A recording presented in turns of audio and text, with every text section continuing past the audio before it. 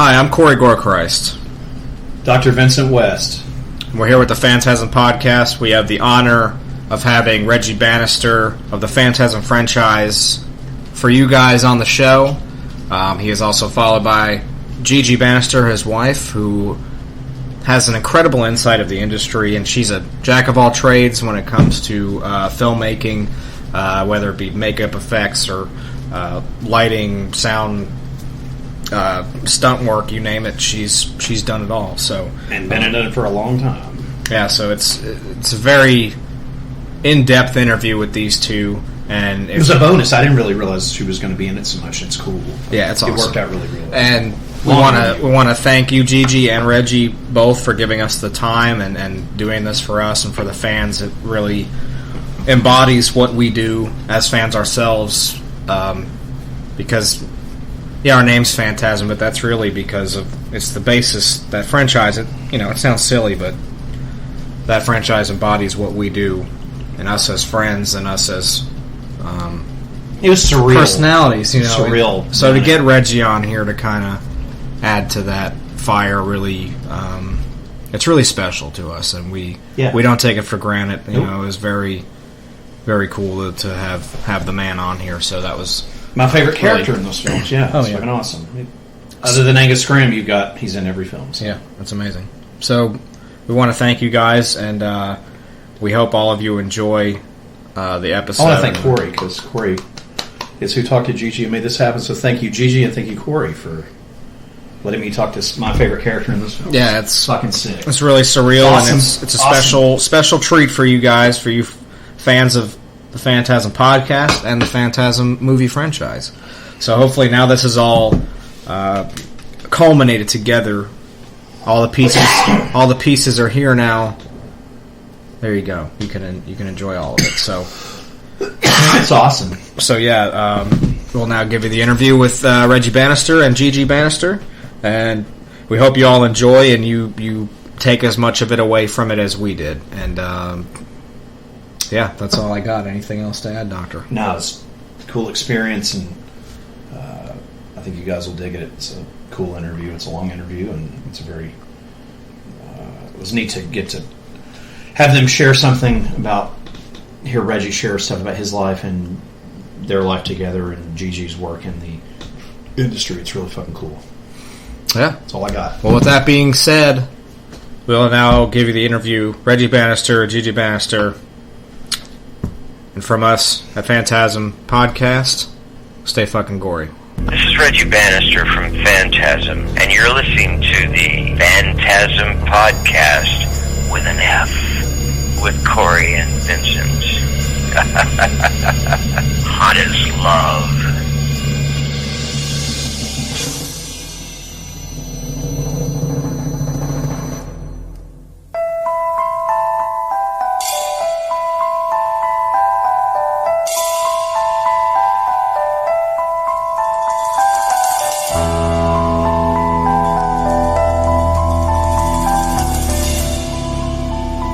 I see it all now.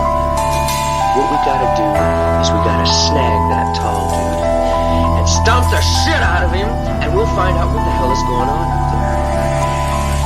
Yeah, we'll lay that sucker out flat and drive a stake right through his goddamn heart. You gotta be shitting me, man. That mother's strong.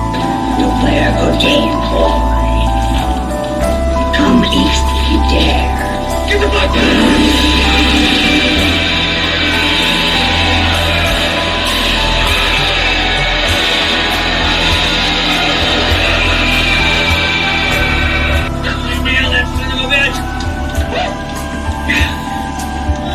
Hey, wait, Mike, check out that coffin and make sure that whatever's in there is dead.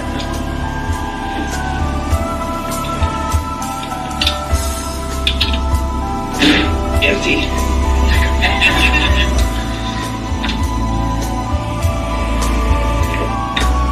Hey, babe, you could have run, but thanks for sticking with us. I've been thinking about it.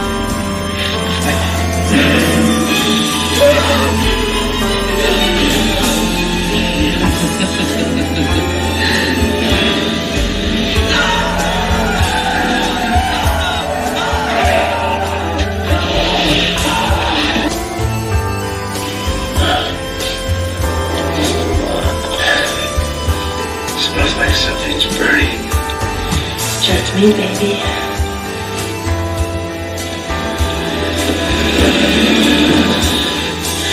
Just wanted a taste before I eat.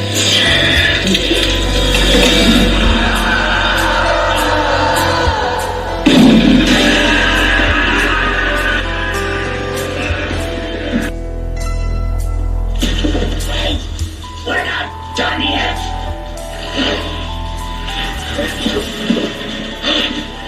Sorry, baby. But yes, we are. I'll take care of you. I know I can't ever take Jody's place, but I'm sure as hell gonna try.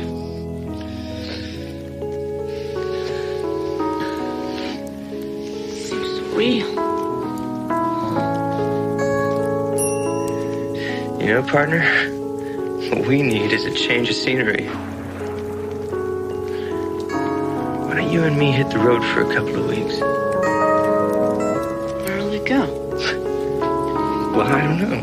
I guess we can figure that one out when we get there.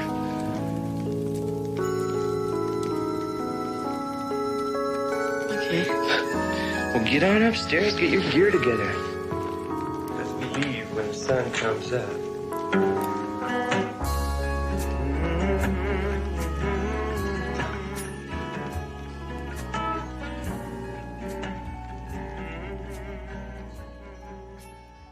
Well, this is Gorechrist, Dr. Vincent West. Here on the Phantasm Podcast, we have the honor of having the one and only Reggie Bannister. How you doing? Hey, you guys, how you doing? I'm doing awesome. It's great to have you. This is huge for us. I mean, what can we say about the guy who's a part of the franchise we named our whole podcast after, so this is really fun. Oh, dude. Yeah, you know, it's just been a lot of fun over the years to be able to sit here with you guys and just, you know, go over them and talk about what's going on and what's coming, you know. Hell yeah. And we want to just talk a little bit, you know, brush the fans up on how you really started with your career and everything. We're a huge fan of Don's as well, and you've worked with him since the start of your career, as far as doing Kenny and Company. And I guess let's start with that. Yeah, Kenny, that was a kind of a big start for everybody. I had to go back to the absolute beginning, though. I did this thing called Jim the World's Greatest. Right, and that was Don as well. Yeah, and I did that because Don saw me in a play that I was doing at Long Beach City College. Wow! Because I was working in a lot of live theater at that time, and so he happened to see. It was a group of one-act plays, and they were all original, written by students and stuff. Awesome. And there was some really good stuff. And I was in about 3 of the 5 that we did that year at Long Beach City College. And he happened to be in the audience.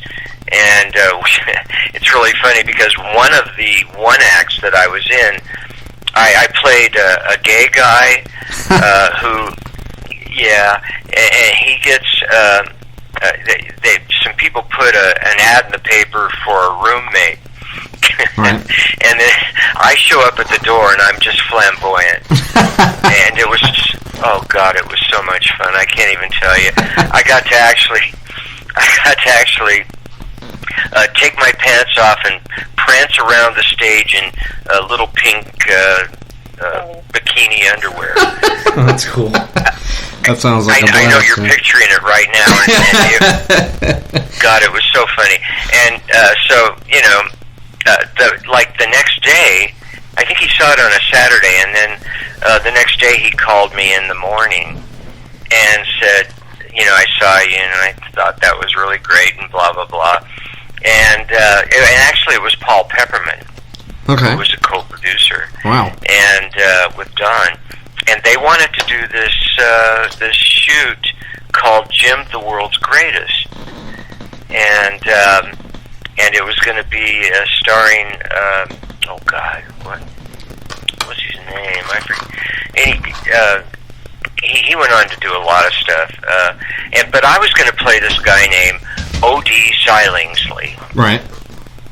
And of course, O.D. I had the long hair. Yeah.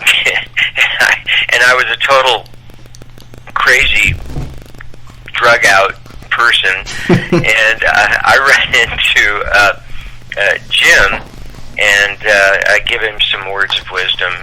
And it was just a lot of fun. And then the next thing we did was Kenny and Company. And that was when I first met Michael. Gregory Harrison. Right.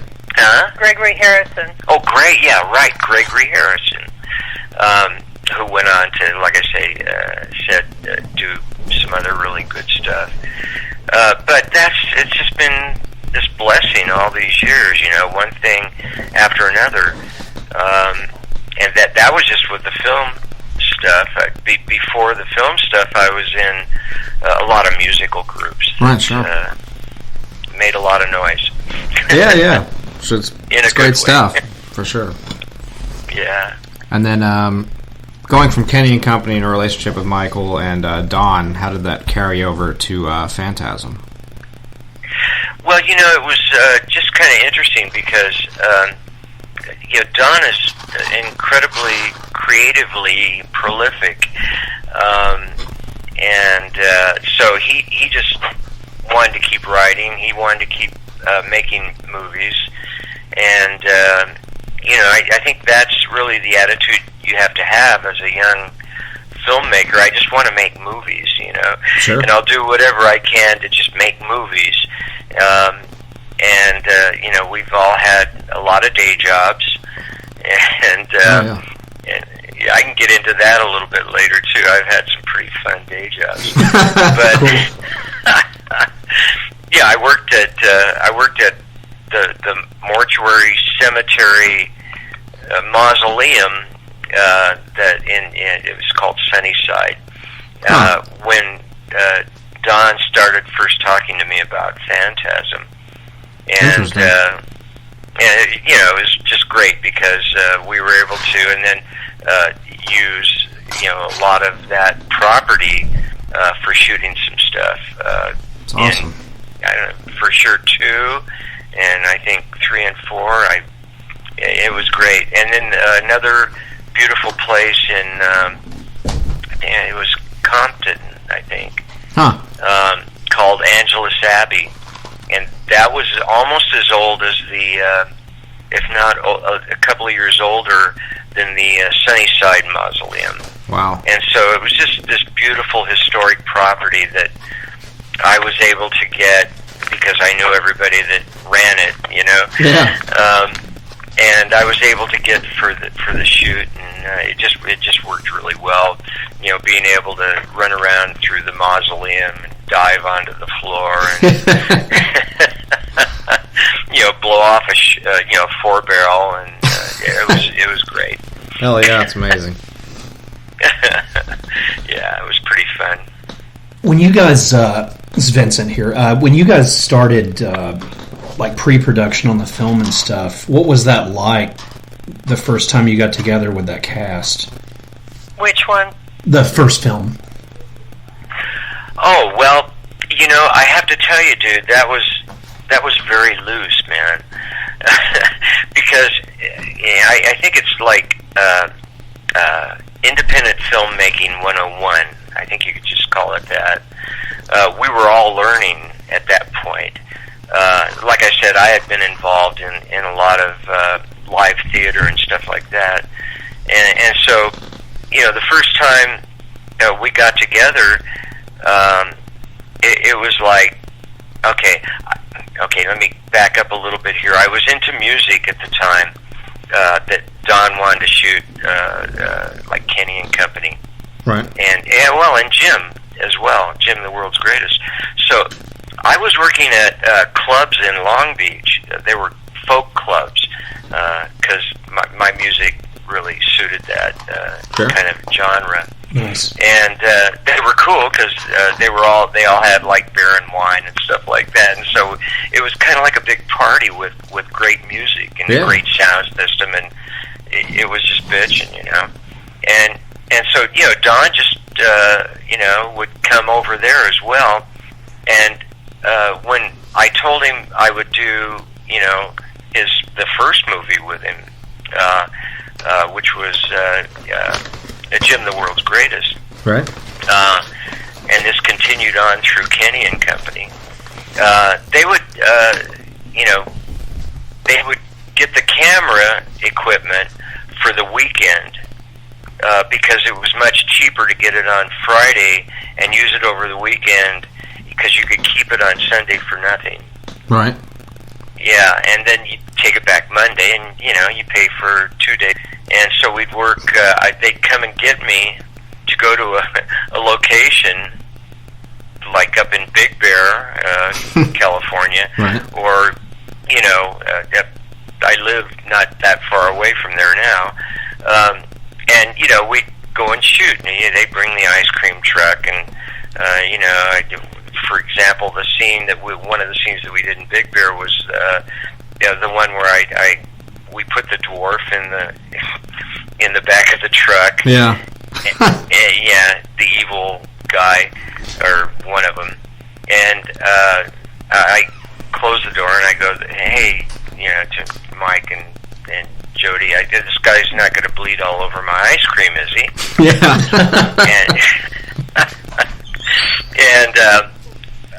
And you know, it was those kind of situations that we depicted, that Don wrote about, that we depicted and acted on, that are so priceless in all the whole film series. It's just so natural. Just good friends trying to get through what they were presented with in life. And, you know, I think you could extend that to everybody's life. Sure. It's a very relatable film, too, in a weird way it is. Yeah, I agree. It's very human. When you guys, because I've always wondered this, I'm sure it's out there, I just am unfamiliar with this, and I'd love to hear you tell us about it, is what got Don to bring in the Hemikuda? Wow. Okay, well, let's just start with the 60s. Okay. I had a 64 Malibu with a 327, 300 horsepower engine in it. And that was just so I could be cool cruising. There was a lot of places to cruise, dudes. Sure. I mean, there was this place called Grissinger's in Long Beach that was just, it was a little small, you know, you could eat outside, you know, the drive-in restaurant kind of thing. And so we'd cruise through there, and you know, we'd park in the back, you know, kind of out of the way. There was another place called Harvey's Broiler that was even larger up in Downey, I think it was. Nice. And you could park there and, you know, open up the hood to your car, just leave it open, and people would come through that had really bitchin' cars that they'd take in Long Beach, California, for example. We had this place called Lions Drag Strip, you know, and every great racer in the world, quarter-mile racer in the world, was there. You know, they were there every weekend. And so, you know, we were there watching the rail dragsters and stuff, and you know, hot cars was really happening. And it was like a whole society and a whole culture. And so, yeah, we'd go through Grissinger's, and then, you know, if you had a great car, you'd park in the back, sort of on the side. It's not a large parking lot. And you'd open up the hood to your car, and, you know, people would come in and look at your 327 or, you know, your 4, whatever, how many horses you had. Sure. And it was a lot of fun. And so, culturally, that kind of social consciousness was carried through into the Phantasm thing, because that's kind of where we all came from. Right. Yeah. So, and what we found out was that was culturally and socially a very acceptable lifestyle. Yeah. And and everybody loved it. Everybody loved it, because there was a little danger, Right. There was a lot of, hey, look at your car, man. That's really cool. And so, quite naturally, the coolest dude had the coolest car. Sure. So, coulda. Okay. Coulda, shoulda, woulda, coulda. And so we coulda, and it turned out to be a really great choice. Yeah, I mean, it's almost as iconic as the movie itself, I feel like really good horror movies have a bitchin' car somewhere in the movie, Oh, yeah. Iconic cars are a big part of movies in general, so definitely helps with the whole aura of the movie itself. You got so much to take in when you watch that film. Oh yeah, I know, and what's really gratifying for, I'm sure, all of us is if you love Phantasm for the natural feeling of it, of the cars, for example, right. and the how the characters were just every man's man kind of characters, and just they were defending each other because they were friends, and, sure. and they loved each other, and they looked for hot babes and stuff, and and so everybody can relate to that, and I think that's what has given the Phantasm series its longevity. Sure. Is that you can relate to it. It's incredibly human. It's you, and or it's what you'd like to be, and you can see that it's attainable. It's not, nobody's a superhero. It's right. It's just this guy, an ice cream guy, good humor guy. What the heck? Is that? I mean, come on. And all of but he wants, it's just love of friendship and like that, and keeping your world together. And then you got some guy that comes in and tries to destroy it, and what are you going to do? Yeah, from who knows where, the Mars or... Yeah. The first film is absolutely, I love it. I want to talk with you, kind of move forward here. Phantasm 2. I got to go right into this. I love the 4-barrel shotgun. Yeah, it's beautiful. That to me that's my favorite weapon in any horror movie now. Can you repeat that? Oh, the 4-barrel shotgun from Phantasm 2. Oh yeah. You mean, like, where did it come from? Like, man, yeah, you wielding that thing, and it's just awesome. It is awesome. It's awesome. And if you see, you notice, and I know you guys notice, that the 4 barrels, the way they're cut at the end of the barrels, right. They're cut so that, I mean, I don't know if you know about shotguns, but they, they're like a burst shot. The round, the shell, yeah, blows out 1 million BBs. Yeah. When it goes off. Sure. And then think about it times 4. Oh yeah. Wow. Wow. It's an eliminator. Yeah, really. Especially really those little seriously. dwarves, they're just kind of... Yeah. It's kind of over. And I mean, you can just think about it. Practically, the concept is that if you're facing a whole bunch of evil creatures or whatever, that they're just all going to be blown away. Because the range and the width of those pellets coming out is just going to blow you away, you know. So what a great weapon it was that was created for the series. Sure. And then, yeah. You know, I know originally the second film wasn't well received by fans, but I think, especially now, people are just... I mean, I honestly, you know, we love the first one. That's the basis for everything, but, you know, the Doctor and I both, you know, Doctors usually favor that one over any of them, but I've come to really like the second film a lot. It's a great movie. And talk about James LeGros, working with him. Well, he was great to work with. For one thing, he's a terrific actor, and you know, you want to work with the best, right? Sure. I don't care what you do, what you give your life to. You want to work with the best. You guys, you know, you want to work with each other. You know, sure, yeah. Because you guys appreciate each other's work. Absolutely. Yeah, James,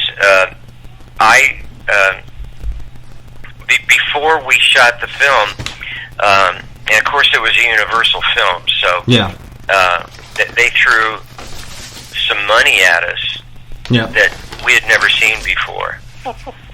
Oh yeah, I mean, you know, because independent filmmaking is, you know, it's out of your wallet, basically, and all of a sudden there's this giant industrial, you know, people that want the suits that want to throw, you know, what is just chump change to them, but it's like you hear the number and we were going, oh my god, you know, it's like, you know, and so yeah, getting James, who was already making noise, because he was one of the Universal actors. Right. Universal had its people that it really liked, that it would promote to other, you know, independent producers and stuff, sure, to maybe use in their next film. Right. And James was one of those guys. But Don he liked him. He really liked him when he saw him, and he had James read, and I think he saw his tapes and stuff. And so anyway, long story short, when I came in to read with James, they wanted to see how I felt with him and how it felt with us together, and immediately it was like, bro, you know. We got along really well, and so and that was really important for the film, sure, for the characters, to personally, you know, it made it easy. You know, it was just, you know, you just put on your character and bounce into each other, and he was great to bounce into. Oh, it's awesome. Yeah, He did a thing. Tell him about the lollipop. The lollipop? The Tootsie Pop. Oh, when James? Yeah, he did his audition with the Tootsie Pop. Oh, yeah. Oh, that's right. When we were doing the audition stuff, and he actually pulled out a Tootsie Pop, and I forget what the line was, but he just popped it in his mouth, and I just lost it. A Tootsie Pop? You know, come on. That's great. I mean, how real can you get? And sure, especially when you think about the time, the era that we shot it, and he was perfect. Awesome. The film, to me, it picked up beautifully where the original ended, and I'll get into more of this with you guys as we go along, but I just want to tell you what I think just an amazing part of that series your character is. It just solidifies the whole thing to me. I realize a lot of people would say Angus, but for me as a fan, it was always you, Reggie. And oh, man, I just love every scene with you in it. The hilarious, the demon girl that you picked up, and, you know, she pulls her scalp off. Yeah. That was, you know. Samantha Phillips, Alchemy. Oh, so much fun. Just, you know, and it's just every time I would watch those movies as a kid, it was just like, you know, what's going to happen with Reggie in this film. What's he going to uncover or kill, or and in 2, to me, it just upped the ante. I loved it. I remember seeing it in the theater as a teenager and just absolutely loved it. Everything about it. And I wanted to ask you on that film, what was it like shooting part 2? Was it a better experience than part 1? Was it just a different experience, or? It was a really different experience, but for me, it was amazing to kind of get back into that amazing experience, different experience saddle, because again, back when I was doing a lot of music, when I was back in the 60s, right? Greenwood County Singers, Young Americans, and like that. We were doing shows at Harris Club. We were playing Lake Tahoe. It was just amazing because I was a teenager and I was in the Greenwood County Singers, and we played with Andy Griffith. We played with all kinds of people. It's amazing. It was amazing. In fact, when we played with Andy Griffith in Lake Tahoe, he got a Rolls Royce from somewhere, and it was really nice. And sure. We rode around in the Rolls Royce and just pimping out. There and you just go. kind of checked out Tahoe, which is a beautiful resort area, and just kind of drove around and talked, and it was before we actually did the first show, I think, and we talked about how we were gonna what we were gonna do with the show, and how what everybody was interested in presenting in the show. Right. And he was all into us, and we were all into him. And I doubt seriously if a lot of people remember Andy Griffith as a kind of a folk country singer, right? Guitar player, and so we fit like glove in hand, and that was the way it was with a lot of the stuff. Most of the stuff, I'd have to say, with the Greenwoods. We run the Bing Crosby show, and Bob Hope, the Hollywood Palace, which was a big celebrity show, and we were kind of what was going on musical group-wise at the time, and so it was awesome for me as a kid, Well, on Phantasm 1, you shot long periods of time on weekends, right? While you were doing music, as opposed to Universal with Phantasm 2, you had a set period of time and you shot all the way through, right? Exactly. Yeah. Exactly, and that's that was because in the first picture, like I said, everybody had to stay alive. We could only shoot independent film. Yay! Right. We could only shoot when Don had the money to shoot, or whatever we were doing outside of our jobs in terms of entertainment. That's a lot how we did 4 and 5 too, right? That's true. Yeah, it was exactly like that. So it's it's a labor of love, and I just I'm really happy to watch independent production these days, because I think there's just a lot of stuff that's being presented now that just took a lot of love and heart to create and have a product. Yeah, definitely.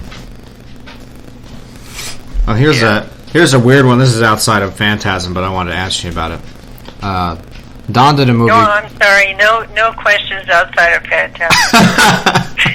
We have to keep it within the realm of the name. No, we don't do weird.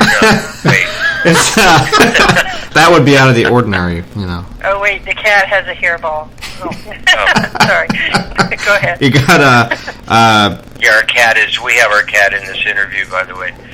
I have a demon cat and a dog named Tuna that frequently sits with us on the podcast, and so we're maybe able to hear him eating. Shouldn't it be the other way around? The cat named Tuna and the demon dog? Nope. Tuna's the chillest animal we know, I think. And yeah, he's very much a part of this podcast. The cat is just a terror, but she's pretty tame right now, so she's doing all right. She's actually laying down for the first time I think I've ever had an interview where she's laid down and not done anything. I gave her some food, so she's good. Yeah, it's a bestiario in here, but it's all right. We make do. Survival Quest, which was a Don film. I don't think you had a bit. You were like a pilot in that film. Yeah. But how long were you on set for that one? I only worked a couple of days on that. It was interesting, because, of course, Don is, like I said, he's so prolific. He's got so many great ideas. But I think he thought of me at that point as a lucky coin. Right. Oh God, I gotta call Reg. I gotta figure out a part for Reg to play in this movie. That's awesome. Oh my God, what am I gonna do? And you were like on the lucky coin, yes. And so it was between him and me and Lance, right, and Mark Ralston.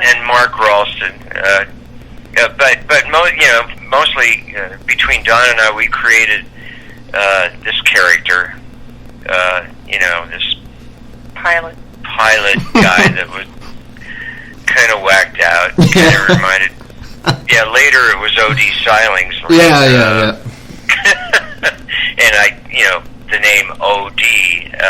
Sillingsley, overdose. Anyway. And I played him that way, obviously. Yeah. Sure. But in Survival Quest, that was a lot of fun. And it was kind of let's get Reg in the film, and we need something for here and something for there and something for there, and so hey, we'll just plug Reg in. Sure. And that's kind of the way it happened, and it was just a lot of fun. It was fun working with Lance and getting to know him and everybody else that was on the shoot. It was really great. Awesome. Yeah, it's just a little weird one. Figured we'd talk about that. It's one of your Don, like you said, lucky coin film. So, and we like Lance Henriksen too. He's pretty awesome. So, he's very sweet. He's also very kind to us when we see him at the shows. He makes a point to see us. Yeah. Awesome. That's great. And this is the other one. We'll get right back to Phantasm, but we're huge fans of this guy's work. You did Silent Deadly Night 4. Yeah. Silent Night, Deadly Night, Part 4, The Initiation. Yes, and which is actually a weird movie. It's like more like a insect film. It's really gross. But Brian Usna, talk about working with him. Brian is a very Gigi. Okay. Brian is a very down to business guy. Yeah, and he, which is a good trait, really, because he gets his stuff done, and he gets it done on time, and you better be ready to rock. Right. And so I can dig that. It's not like working with Don where you just kind of flow through things and you write a script and you can extrapolate on it, and you work together. It's like Brian wrote the script, Brian wrote the lines, and you do the lines. Right. Period. End of story. No improvisation, nothing. Just no, none whatsoever. It's like this is the line. Okay. Yeah, and so that was okay as long as you know what the rules of the game are. You just abide by those, right? Obviously, I mean, I played baseball. I grew up playing baseball. There's rules to the game. Sure, yeah. Which, by the way, since we went that way, I think sports is a really good... Wait. Before you go off, okay, tell him about the smoking versus sunflower seeds. The smoking versus the sunflower seeds. Remember that? Yeah, I do. Yeah, Brian. Brian wanted my character to be a smoker. Eli, yeah. Right. And because that fit his character, and I agreed. But smoking is like like a habit. Sure. And so I was trying to think of a habit that I could bring up to Brian that was just another habit, sure. but just kind of whacked out, and maybe even a little bit humorous. And so I said, well, why doesn't my character? He's like really hooked on banging sunflower seeds because there's a. And they're very annoying. If you've ever been around someone who's hooked on sunflower seeds, they spit them out all over the place. Yeah. The bowl of it when you see it still in the sink just drives me insane. You don't eat the shells; you get the little seeds inside. Yep. And I went through a whole conversation with Brian about, I think it would be better, Brian, if I was, just a sunflower seed guy. And I went through this whole thing with him, and he just listened, and at the end, he just looked at me for a couple of takes, and he went, no, he's a smoker. And Reggie he turns to a PA and he goes, "Get me a pack of Marlboro." That's exactly what I did. That's amazing. The funny thing is we produced a public access show in the 90s called Nightmares Cafe. Right. And we had Brian and his kids on, and his son did a show, a little short called for school, no less, about the autopsy of a pharaoh, and it was really quite graphic for a little boy. And so we had them come on and describe how they made their little mummy movie, and especially the part about extracting the brain through the nose and everything. It was really quite good. Sounds very Usna to me. Yeah, and Brian actually brought he helped coach his son how to direct and everything, and he said his son has gotten his directorial habits, if you will, right, from him and his strictness. And Reggie made the joke about he referenced the whole sunflower cigarette thing. Yeah. So, but they forewarned him really, that somebody really might come along and convince him to be a sunflower addict instead of a cigarette smoker. I think Brian said something along the lines of, "Boy, you don't let anything go to you." Right. Now, I want a question for both of you real quick. Since we're talking about Brian, it just comes to mind. I'm just curious as a horror fan. Did you guys, when you through Brian or at a different scenario, ever meet Stuart Gordon? Oh yeah, Stuart's a great friend. Awesome. Stuart Gordon. Oh yeah, Stuart. Yeah. Yeah, he was great. I can't remember a whole lot of specific stuff that we talked about or dealt with, but I just remember he have a really good feeling about Stuart, and he was really cool. Yeah, he's. Yeah, we were mostly at the conventions. Yeah, mostly at the conventions. Yeah. That's amazing. That's just really cool. We'll move back into the Phantasm. We're all. It's sort of like horror is a big family, and it's sort of like sooner or later you're going to run into everybody. Right. And Right. We pretty much all know each other or know of each other. Sure. And Stuart is one of those guys that everybody knows Stuart. But we used to hang out, especially the 90s was like the heyday, and we really all kind of at the Fangoria conventions especially, we all met at the bar. That's awesome. Oh yeah. And there were a lot of stories that went around at the bar. There was a lot of creative stuff going on at the bar. Oh, definitely. There was a lot of creative consultations. Sure. I would say consultations is a good word. And the Bannisters were known for their parties, so. Awesome. That's amazing. Yeah, we had some very large gatherings, especially in the Long Beach house. And, Hell yeah. Yeah, upwards of 200 people sometimes. Wow, that's awesome. It got to the point it was too much work, so we quit. So you got to invite us over someday. We'll. We don't live in Long Beach anymore.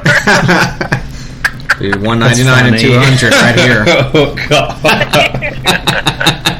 We live in a tiny cabin. Remember Phantasm 5? Oh yeah. Oh yeah, we'll get to that. Yeah, we're gonna go into Lord of the Dead here, Phantasm 3. You got Michael back in the fold with you. Of course, you got Gloria Lynn Henry, great character as well. Talk about Phantasm 3 and shooting.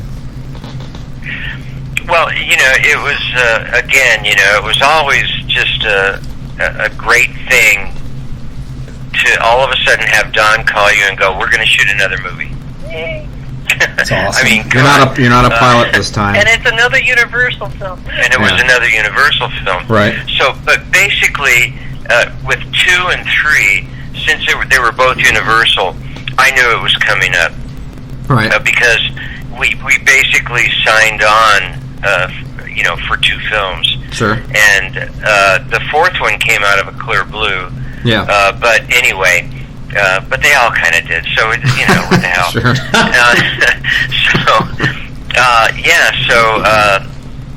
Both of those Universal films. Okay, so for 2,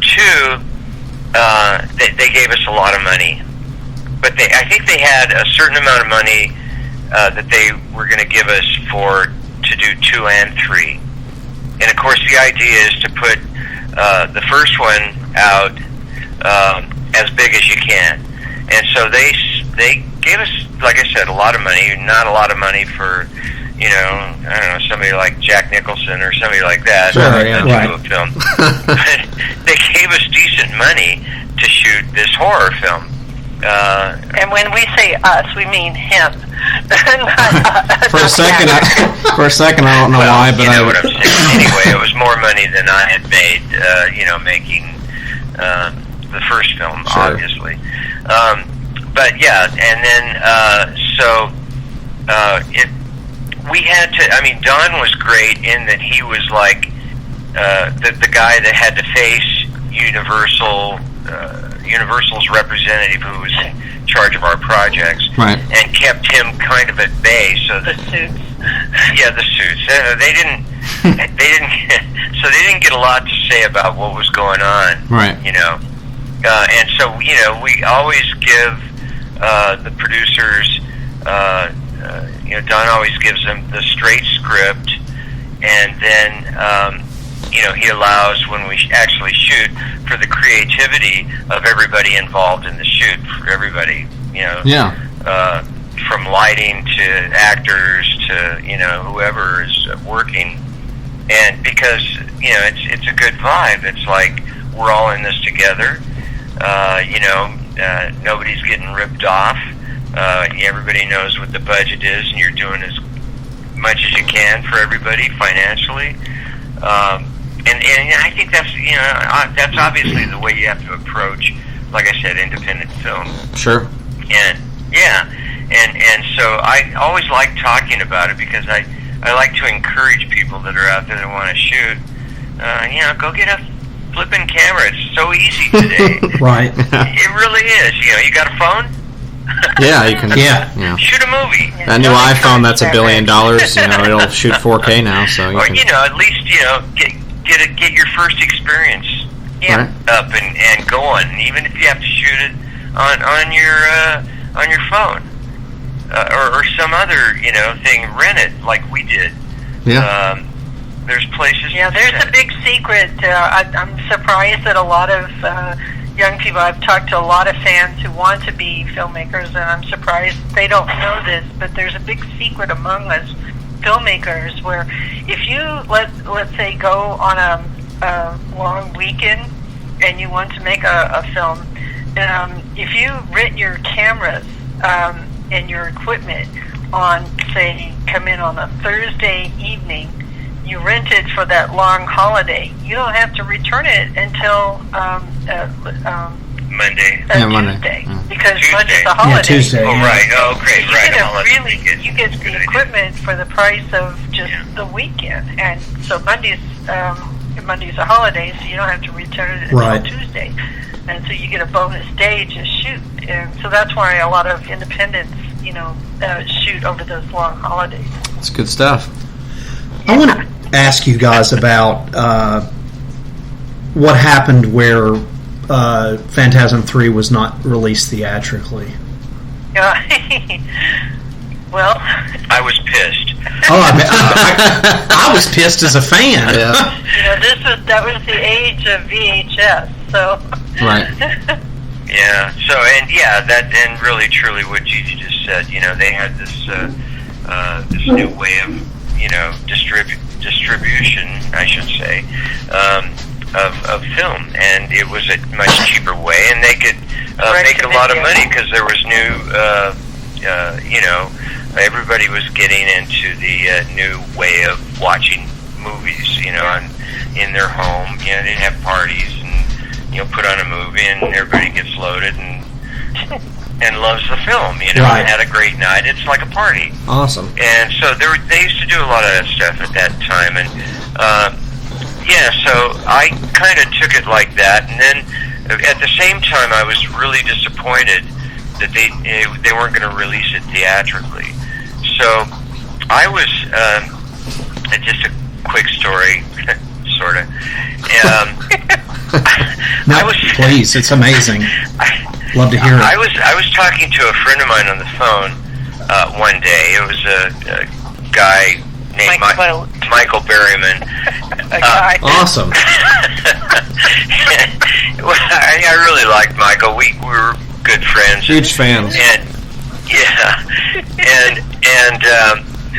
so anyway, I'm talking to him, and we're talking about the difficulty about getting the word out, and how we make these little independent films, and we need to try and get the word out about them so we can get a buzz going, and maybe it gets a little bigger distribution or whatever. Definitely. And because little known fact, SAG actors don't make money if something goes to like video distribution. You make money off of the sales. Yeah, right. Absolutely. So, and you only get money after a certain number of sales.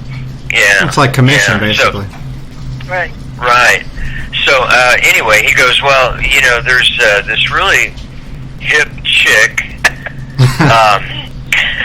and her name is Gigi, and she's going to be at this.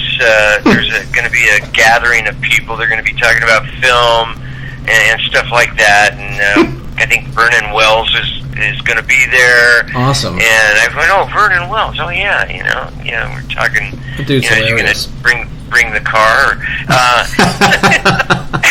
Is he wearing chaps? Is he wearing chaps? Yeah. But hanging. Anyway. Got spiked shoulder pads. If Grace would let him. Grace would let him, yeah, really. But Grace is his wife.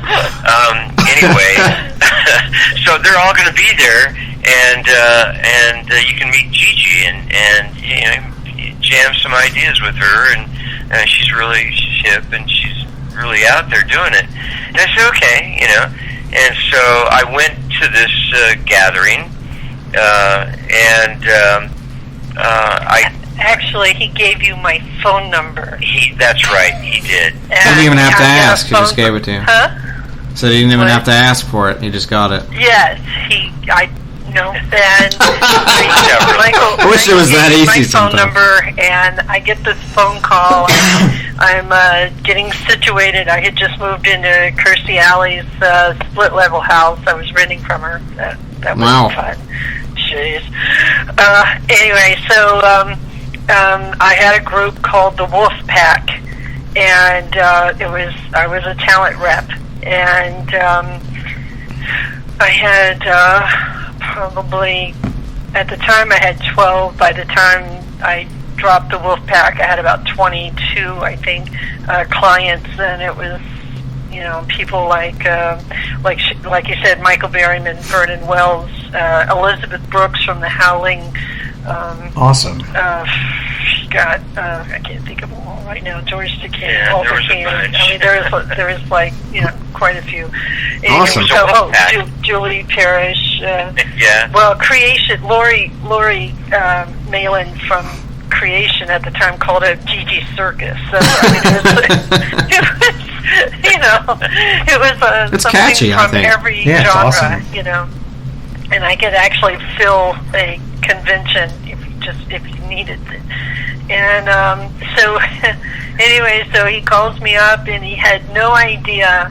I'm like doing this little dance on the other end of the phone, and he got his hi. He says, Michael Berryman gave me your number. He says, I don't know if you know me. My name is Reggie Bannister. And I'm like, oh my God, yes, hi. I'm familiar with your work. He goes, oh, that's great. He says, we just released Phantasm 3, but they're sending it, and he's telling me the whole story, and I'm like, oh, yes. And he goes, would you like to come to a screening? I'm like, yes, sure, that'd be great. Can I bring someone? So Elizabeth Brooks and I go to the UCLA campus to the theater, and we go, and the first person we run into is Angus Scrimm, and awesome. He has a cold, and he won't shake hands, and I'm from Texas, so I'm like, yeah, okay, not a problem. And Elizabeth goes, how are we going to find this guy? And I'm like, first of all, I know exactly what he looks like. Secondly, when I first saw Phantasm, it was 1979. I drove a black 70 Dodge Challenger with a 440 that I used to race in the powder puff circuit. We called it Playtex because it would lift and separate. Okay, I know this guy. Oh, that's fantastic. And I said the way we're going to find him is we look for the largest crowd and look at the dead center of it. And sure enough, that's exactly how we found him. And so we meet and we shake hands, and I feel like someone reached in and grabbed my soul, and he thought I had a big stick up my ass. And oh, God. Oh, and a few months later, he winds up doing. Actually, within a couple of weeks, I wind up booking him at different events. He helped me with Michael Berryman's About Face International event called. It was a charity fundraiser we did at Universal City Walk, and it was Hollywood. What do we call it? A celebrity pool party, and it was at the Hollywood Athletic Club pool thing. It was playing pool. It's awesome. And then it was like lots of fun with all the celebrities and everything. And then we from there we did other events. I started booking everybody into conventions and stuff, and he was able to do what he accomplished, which is what he wanted to accomplish, which is to promote Phantasm 3 and get him out there and get him seen and like that. And my business partner at the time and I, really enjoyed working with him and enjoyed his energy and everything. And one night we were entertaining a producer, and we went to. I had privileges over at Jack Nicholson's club called the Monkey Bar in Beverly Hills at the time. Wow, that's amazing. So we went over there for nightcaps, and we sat at Jack's table, and we were like, "Can we talk to you?" So we took him outside, and we asked him if he'd mind joining our company, and if he'd consider working with us. And so within about a month or so, we incorporated our the company I already had. Right. And we incorporated, and he became vice president. Wow, that's amazing. Yeah. So that's, and we went from there. So he was working at the Press Telegram for his day job at the time, and so he took a golden parachute, and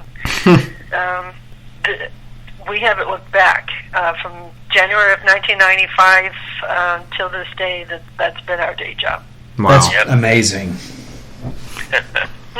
That's so cool shit. That's a very got cool. Promoted. Hey, that's insane. Amazing movie. You know, it's one of our favorites, actually. Yeah. Corey and I thought it was the funniest damn thing. Elizabeth and I laughed our asses off. Oh God, it was so funny. I thought it was an excellent exposition of his or exploitation of his comedic timing, and and his stunt work was incorporated into that at the same time. I thought it was a good blending of the hero character, and it was really a good pickup from 2 into 3, and I thought it was really just his coming out. I mean, it really was. Oh, it's amazing. I mean, and I love every bit of that film. The end of it terrified me, where he's pinned up against with the spheres and stuff. But yeah, as a fan, I was like, no. when you're ready for it. So yeah, it's great. A pain in the ass scene. Yeah. For that film, I think I said it when we reviewed it on the podcast months back. It almost feels, it has like a homey, like family feel to it, but it's definitely not. But I get like the vibe of it, where it feels like it's like I don't know. Like it's fun to watch. Yeah, it's like it's a fun movie. It's a fun film to watch. The sets are gorgeous. Wherever they shot it, it's beautiful. Paraguay, was it Paraguay? Is that where you said it? Yeah, I think that was it. Paraguay Manor. Don Coscarelli has always been really great at finding great locations. Oh, yeah. Having said that, we've worked together on that. And like I was saying about, Sunnyside, I got us locations at Sunnyside through, 3 films. And then there was this other mausoleum, I think I was mentioning it, in Compton, called Angelus Abbey. Yep. And I got that location for us for really a small amount of money, because when I worked at Sunnyside, I delivered flowers from the flower shop. I worked in the flower shop, and I was the guy who delivered the flowers as well. Wow. And it was pretty cool. And so, I had this van, and it had flowers, Sunnyside all over the side and all that. And I would put flowers in the mausoleum. I would place them.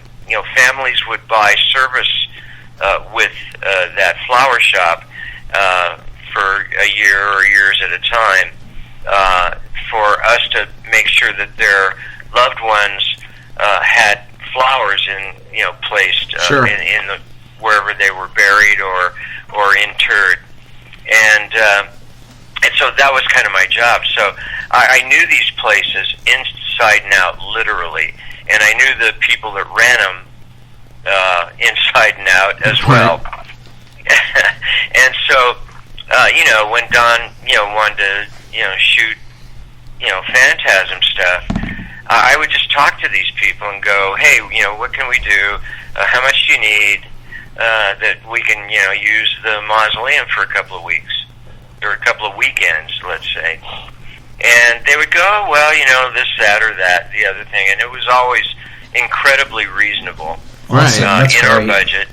And we would get these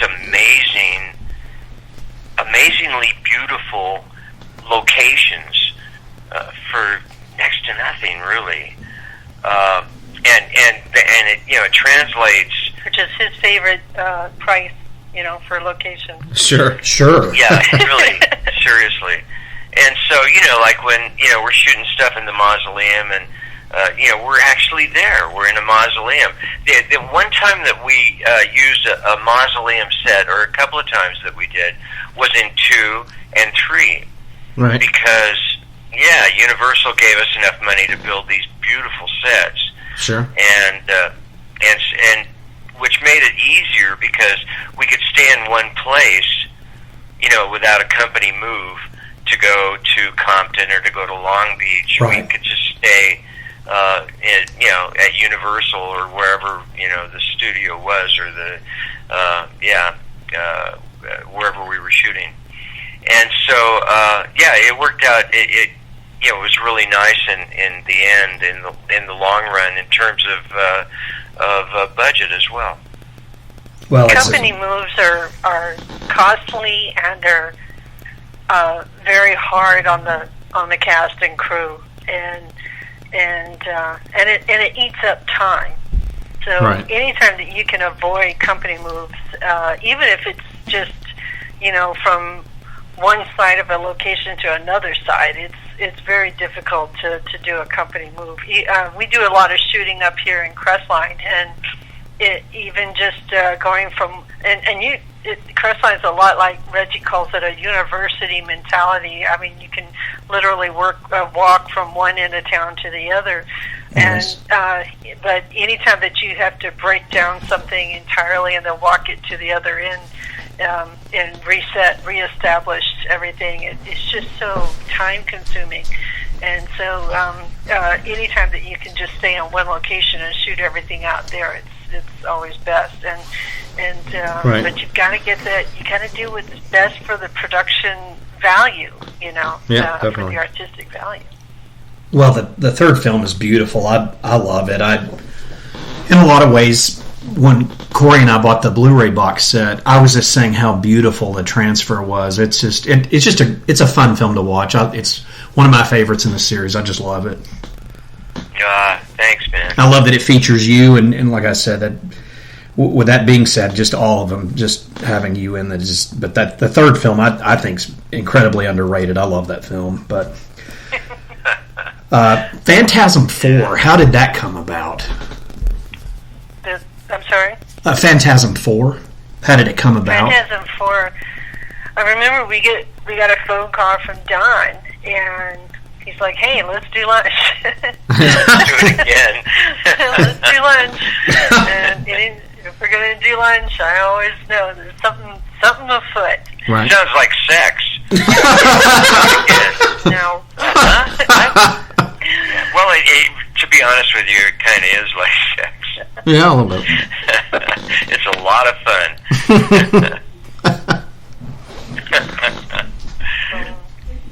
I'm not sure. I think we just lost Gigi. Are you there? Yeah, we're here. Okay. My phones are acting. Okay, we got it. Okay, cool. So, anyway, but he had a hard time because he went through several scripts, and the scripts just were not appealing to him, you know, right. Or there was Phantasm, I forget which order it went. Phantasm, I think it went Phantasm 2012 and then Phantasm's End, or it might have been the other way around, I forget. One was the Roger Avery script, one was the Steve Romano script. And right. The Steve Romano script just I think we were close on that. It just wasn't there. And right. I don't know if it was the continuity of the story, or I remember it was too big. Every time he would present it, was the backers just weren't not into it. It was just too. Sometimes a script can be absolutely perfect for the franchise, but it's the wrong time. it's the wrong time for producers. Producers will go, like, it's too big, and producers are very myopic, and they don't. They see black and white. They don't see colors, and they follow trends. And once you burst a bubble, if you can burst a bubble, then everybody wants to do one just like that one. Sure, right. But Steve is a visionary, and he's really an underrated visionary. But it was a really, really big film, and it just wasn't the timing for that one. Right.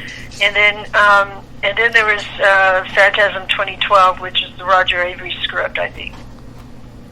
Right. It was. And then we're looking at one script here, Phantasm 1999 AD with Bruce Campbell with. Let's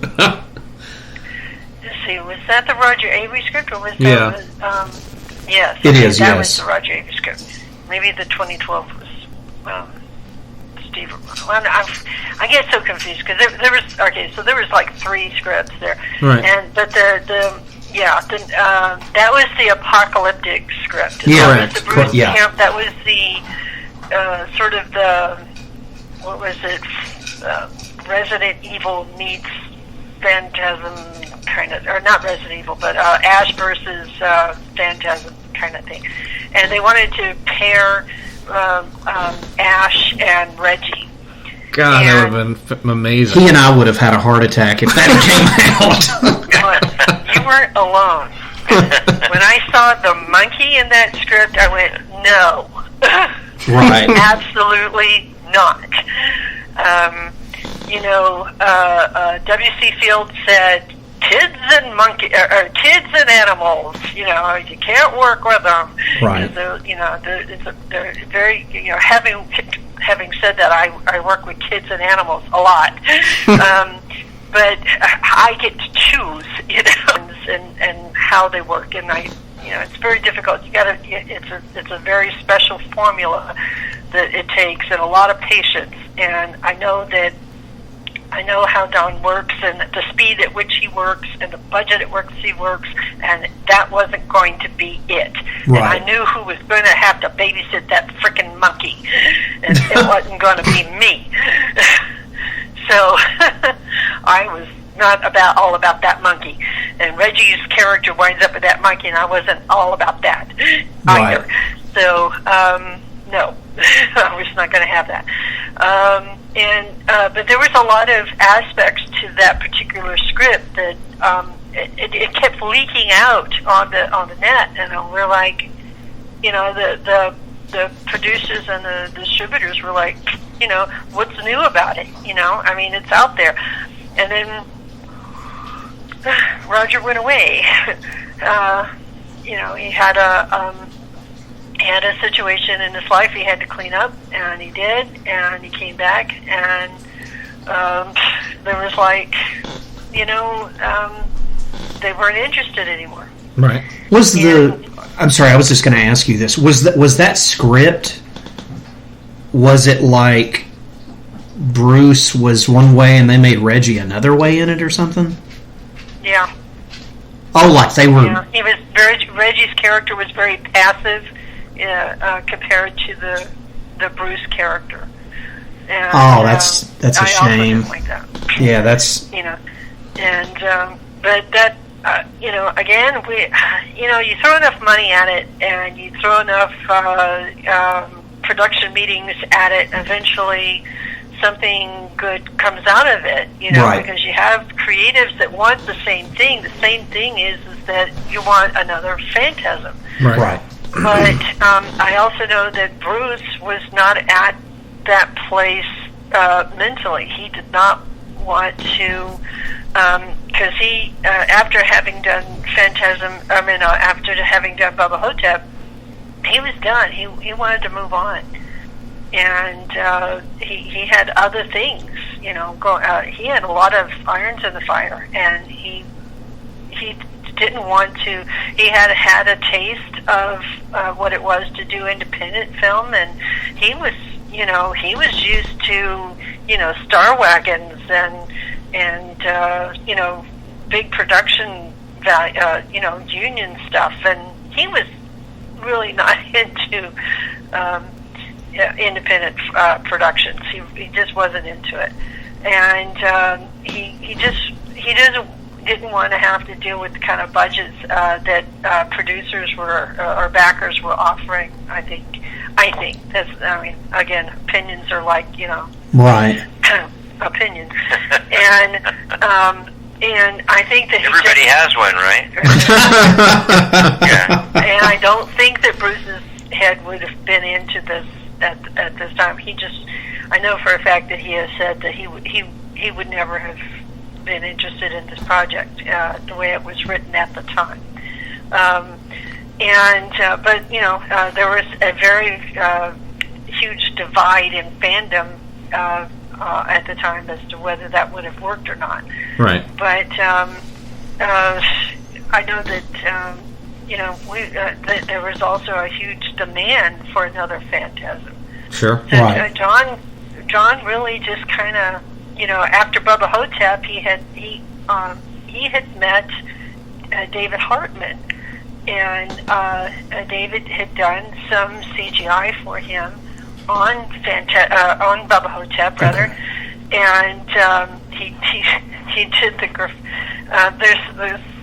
he did some of the CGI stuff on Bubba Hotep. Okay. And so he got to work with Don, pretty closely. They had a similar work ethic, and he saw some of the stuff that David is a talent in a huge way. I mean, besides Winnie the Pooh,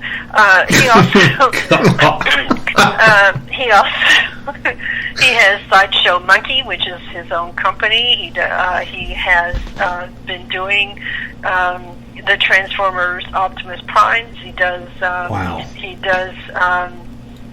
He was working for Disney. He worked for Hasbro. He's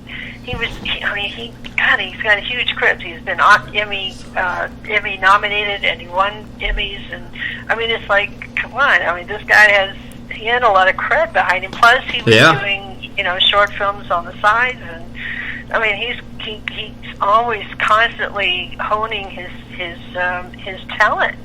Absolutely. And the guy never rests. He's always doing something. He has this little group that he works with, and he's such a gracious young man.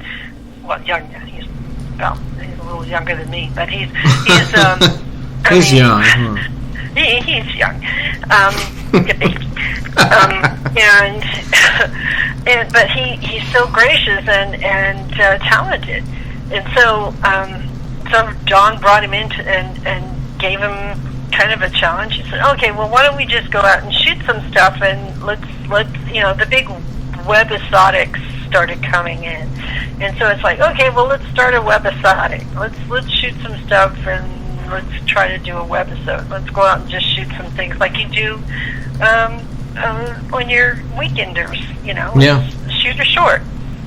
Now, were these tests for Oblivion? Is that what this? Huh? We're still talking about Oblivion. No, going into Ravager. He was during Oblivion. I think David went on to. He was like doing some other stuff. I think that's when he was working on Optimus. Oh, okay. Okay. And so, I think David did something on 4. I can't remember if he did anything on 4 or not. But if he did, it was like way in the background. Okay. Yeah. So, but that's how. But that's where. Between Bubba Hotep and Phantasm 4 is when Don started putting, and that's how Don works. Though, is he'll meet someone and see their skill sets and kind of put them in the background and in the back of his mind, and that's he doesn't forget anything or anyone. Well, I definitely want to talk about him in a sec, if that's cool, because I've got a few questions about Ravager. But as far as 4 goes, so the thing with Bruce Campbell was just ludicrous. And then Don moved on, and then Reggie, you guys shot Oblivion. Oh yeah. I'm sorry. What about? I missed the question. We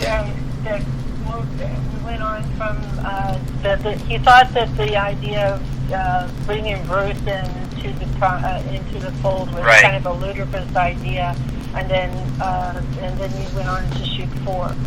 Right. Yeah. And like Gigi was saying, Bruce had his direction in mind. He knew where he wanted to go, and and obviously I'll be right back. I got to switch phones out. Okay, we'll be here. Okay. And obviously he we got burn notice going on. Right. And he's just he's like he's embraced like an everyday guy that everybody can relate to.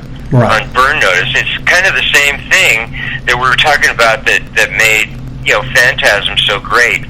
For example, Every Man's Man. Exactly. And and I don't think you can beat that concept, to be honest with you. No. I mean, at least on a creative level, I've from the films that I've been able to be involved in. The independent film industry, and to the music industry, everything's been, in the music industry when it was really, like I was talking about folk clubs and stuff, and we played with all kinds of people. There's a buzz in the phone, honey. Yeah, I still hear it. Anyway, but there was a lot of places to play. There was a lot of opportunity, and what as entertainment industry developed over the years, it seemed like less opportunity. It seemed like the industry took itself over. Right. And they created their own rules and their own situations, and it just, it wasn't like it was when I first started, where, you could just, you had something going on, entertainment-wise, you had a manager, and you went and did it. Or maybe you didn't even have a manager, but there was a lot of places where you didn't have to have a manager. You just go in and play a hoot one night, a hoot nanny. Awesome. And this is the way, I used to work in a club, a little club called the what was it? It was in Belmont Shore, and it was a little folk club, and it was terrific. The guys that owned it were really just into like getting the best music they could. So I went in on a hoot night one night, and it was great, the crowd was really cool. They really dug, my stuff, and the owners really dug what I was doing.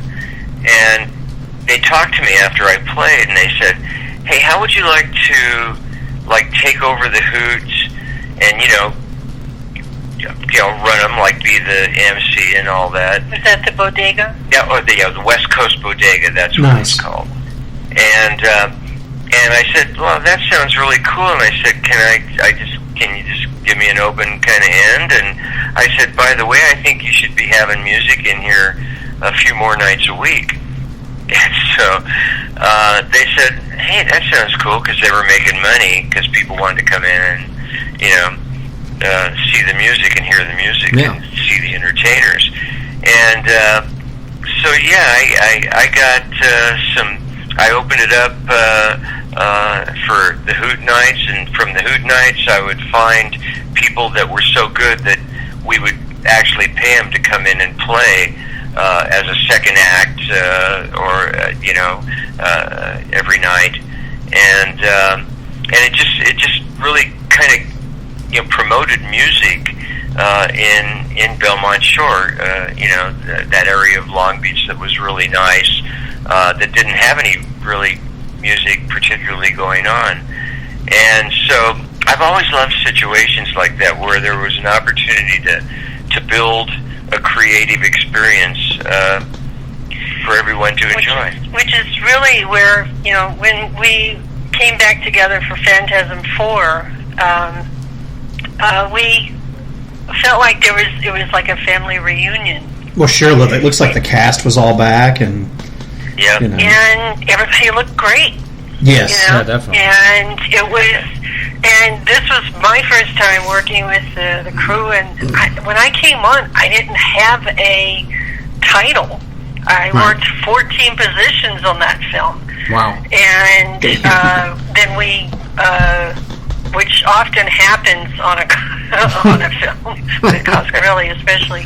And we negotiated. Like, can you move that thing from there to over there? Oh, sure. Yeah, I'll get it. Yeah, but you can on a non-union. It's not really a role, That's why I prefer non-union films. So we negotiated later as to the number of credits and what those credits would be. Absolutely. And which was, perfectly fine with me.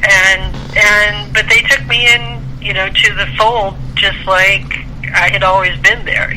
That's amazing. And it was my first opportunity to get to work with, not only Reggie, but it started out as being I was just going to do, be Reggie's assistant, and then it got to be more and more in depth, and then I wound up being Goop Girl, as we call her.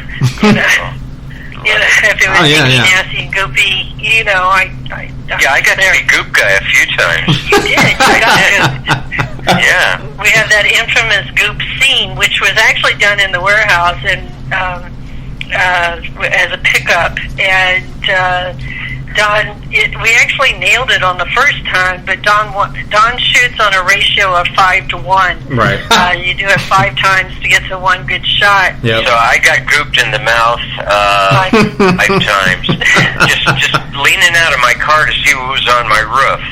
Yeah. And I don't remember that, but the yellow, as we call it, yellow shit. The yellow blood formula that we used in that one was it was somebody else's formula, and I didn't really care for it because it's basically I won't put anything into somebody else's mouth that I won't put in my own. Right. And by that time, it was like not good. Oh no. We had already shot out in the desert, and it was already going bad because I used sorbitol to keep things from turning either too hot or too cold or too long or whatever, and I used sorbitol in my formula. And so by the stuff that we did had, I wound up throwing out because it was so bad. And so I remade a batch, and that was actually tolerable. And and like I said, Don had me do it, and we nailed it on the first time. And then he goes, "We need to do it some more." That was actually a really good shot. He says, "But we want to get a few more shots."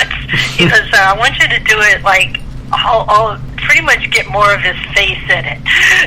Right. And so we wound up covering his entire face, and it was like, this is after we had already done this out in the desert at 2 a.m, where he had fully we called it the full frontal, because he wound up covered in that stuff, and 2 a.m in Death Valley, and it was cold because there's it gets really cold out in the desert, and it was nasty ass shit. And what was funny is that it dehydrates because all of the moisture, there's no moisture out in the Death Valley, so all the moisture would dehydrate from it, and I'd have to it would just turn to paper, and so I would have to clean his face and then reapply it after every shot. Oh, wow. And then once they checked the gate, then we'd have to go again, and I'd have to reapply, and I felt so bad for him.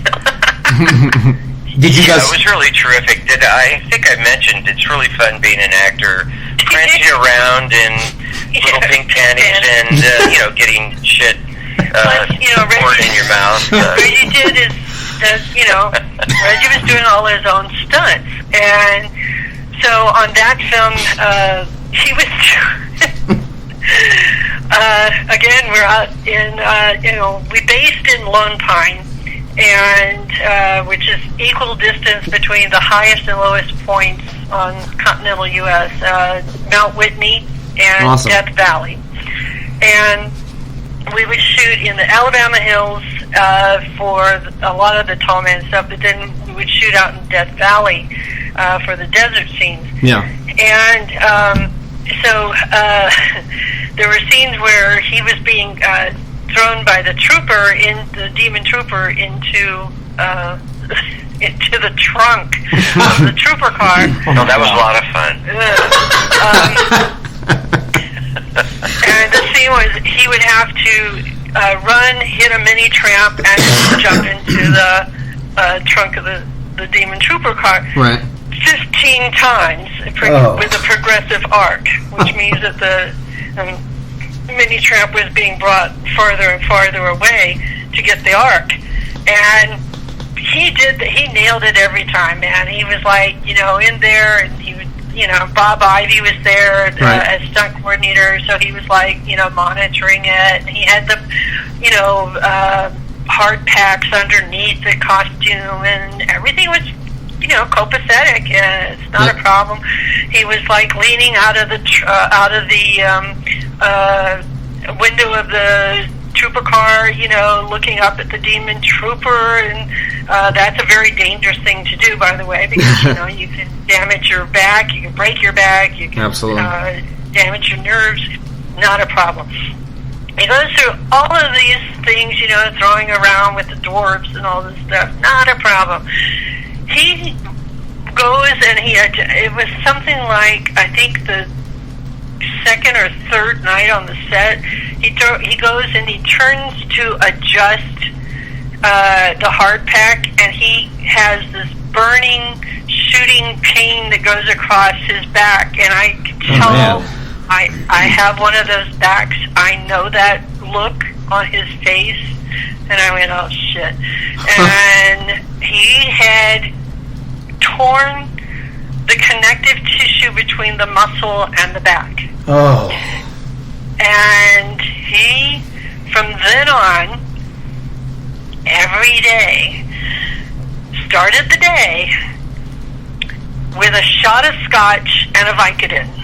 Oh, wow. Actually, it was 2 Vicodin. The real trooper. Yeah. Shot it every day. Started that way. A shot of scotch and a couple of Vicodin in order to, and then I had to wait until he kicked in, and then I pulled him out of bed because he could not move. Wow. And that's how we did. We shot all of the Lone Pine and Death Valley stuff with that. Wow. That way. So he got hurt during the shooting of it. During the shooting of it, adjusting his backpack. Not from the actual stunts, but from messing with his adjusting backpack. the hard packs. Oh man! And then we had then we in that thing of what was my job? Mike Baldwin was he was co-producer on it, right? And he wanted to make sure everything was going according to plan, because he was very conscientious and he wanted to do a good job, Right. And he's really such a fastidious producer as a producer. That's awesome. He's so mindful of how everything was going, and things were rough. Let's just say from the beginning. And when we had our first blow, the big explosions, it was with the hearse. Right. And again, it's an effect. And Bob Ivy had me do the prep on him with the flame retardant gel, which, God, I wish I had somebody taking pictures of that. He said he's in his long johns and his boots and everything, and he's having me put this gel on him, and he said, in some cultures we'd be married. It was interesting. So we had a tall man mask that had been distressed. It had been used before, so it was compromised. So I had to double gel that, and then he puts that on, and then we put on a tall man costume, which is polyester. Right. Polyester turns to glass when it's exposed to heat. Mm-hmm. So we do the hearse gag was actually a double blow. The hearse explodes, and with a huge fireball, and then it explodes again, and it blows out and catches the tall man on fire. Yeah. And so he catches fire, and the code, or the signal is that he falls to his knees, falls down, and then he taps 3 times, and that's the signal to put him out.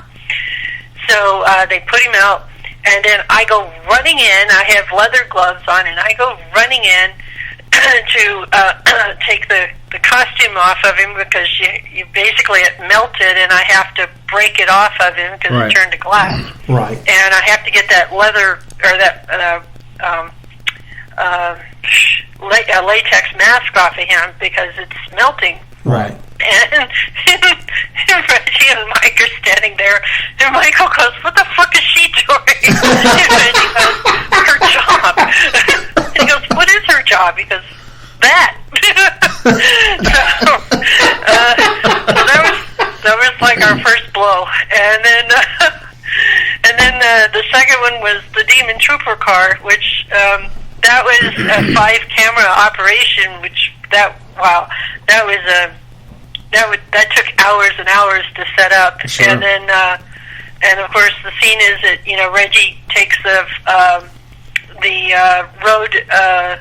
road flare, and he goes, "Blow me," or no, I'm sorry, he goes, some cops are just assholes, and he tosses the thing into the thing, and that was a double blow as well, because first the car blows, and then the trooper comes out and kicks the door open, and then he ignites as he comes out of the car.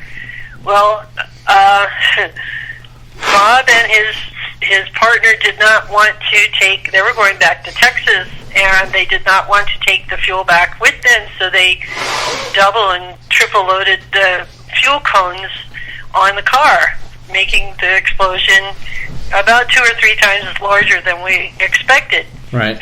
And you're in a small town when the paramedics or the firefighters that are on duty that night with the fire extinguishers served you breakfast in the diner the day before.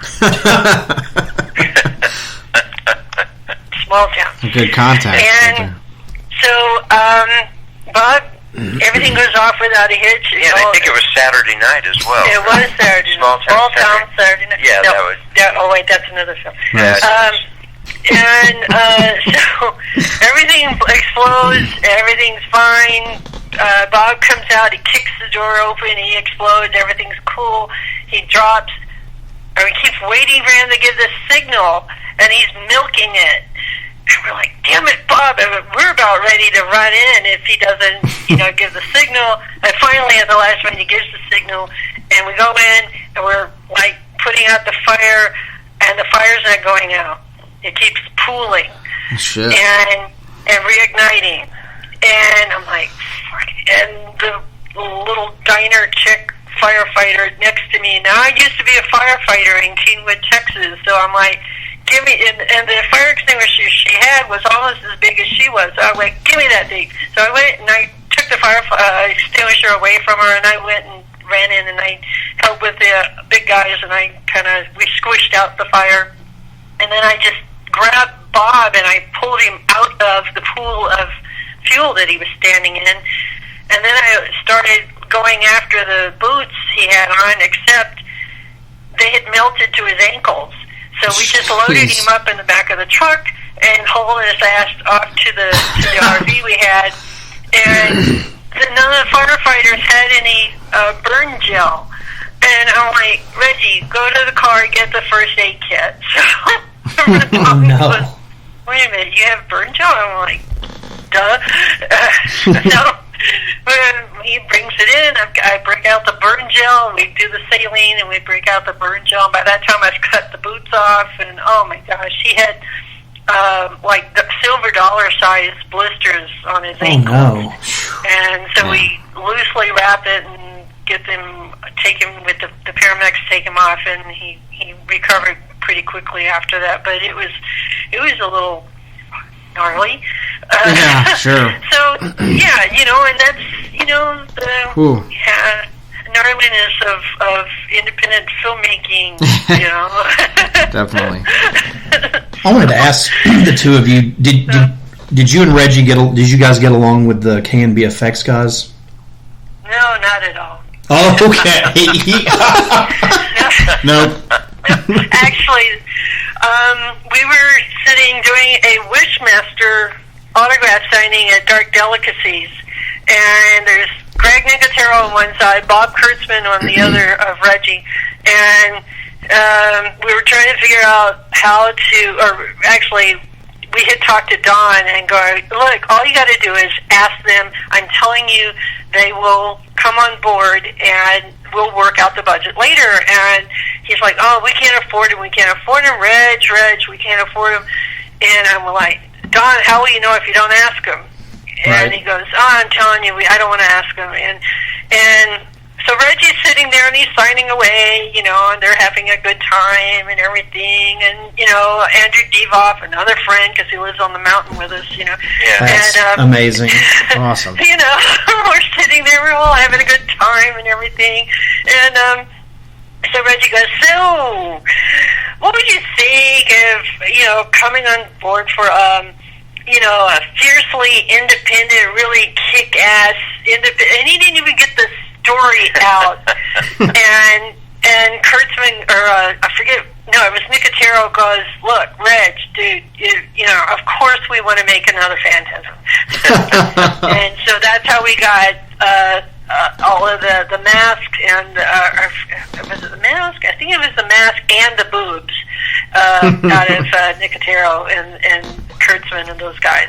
Awesome. And so that's how we got them on board. Of course they were going to be involved. They were already on board. They were on board before Don even asked them. Awesome. That's amazing. The same thing with, Five. They were like throwing stuff at us, Yeah, and, off another one of those off-topic things, we made The Rage with Kurtzman. Right. And then Nicotero, strictly by coincidence, a marketing company asked me to, because I was the only special effects artist at Comic-Con in 2012.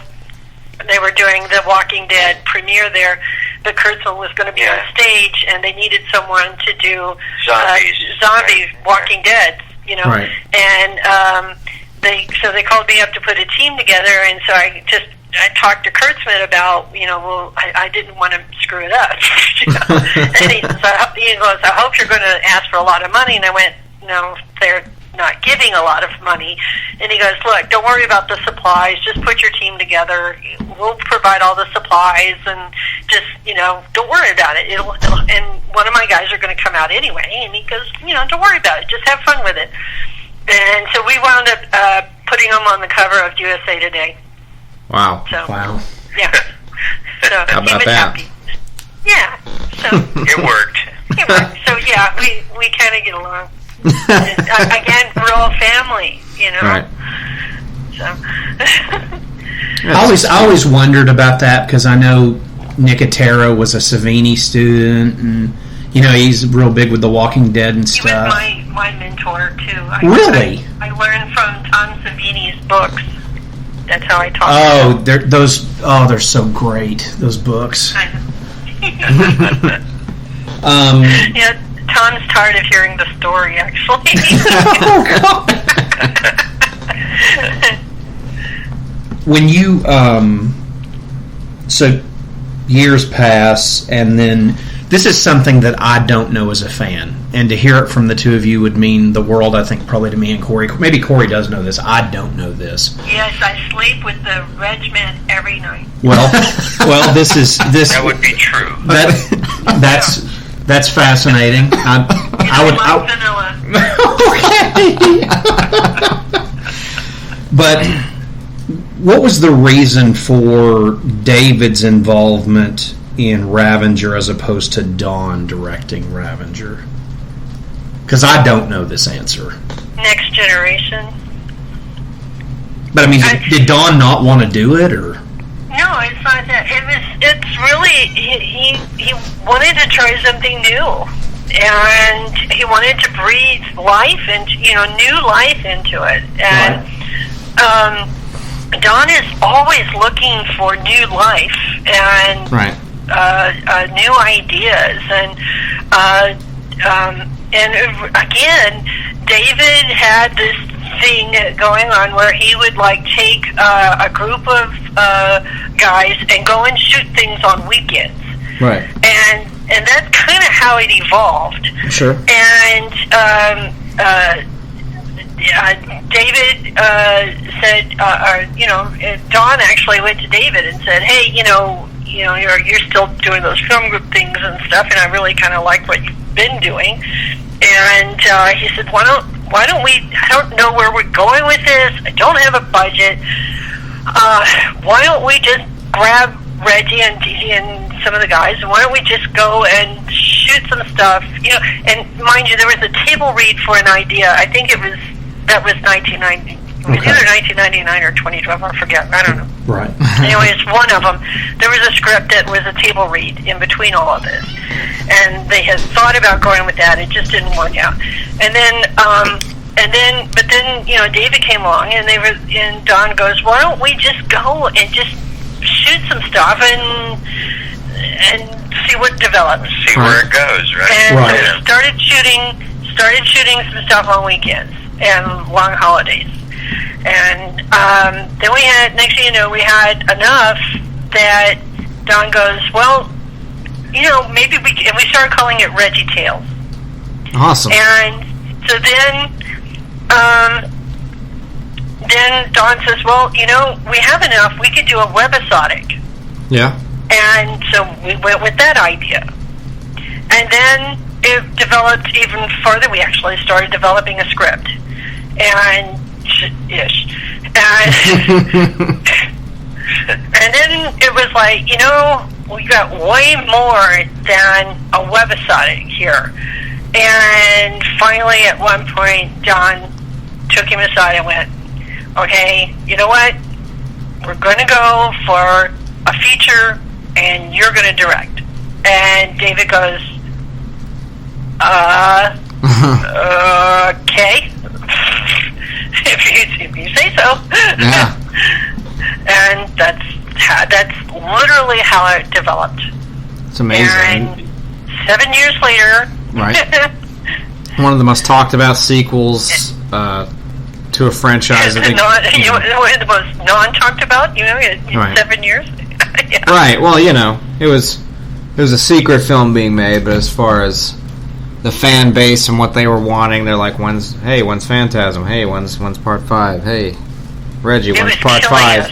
Yeah, and it was killing us, man. I think it. Because Reggie and I are there. We are there for our fans. Right. And we kept telling them, "Don't lose hope. Don't lose hope. Yep. Don't lose hope. I'm telling you, don't lose hope." And they're like, "Yeah, whatever." And anytime Dom would be asked, to just be like, "Well, you never know what might happen," and well, you never know, and the guys kept it up. It's man, they were pumping us like a well in West Texas. I am telling you, that crank was getting tired. And to a large extent, we don't know. At any given time, what's going down, or when are we going to start next week or this week? Well, what's going on, you know?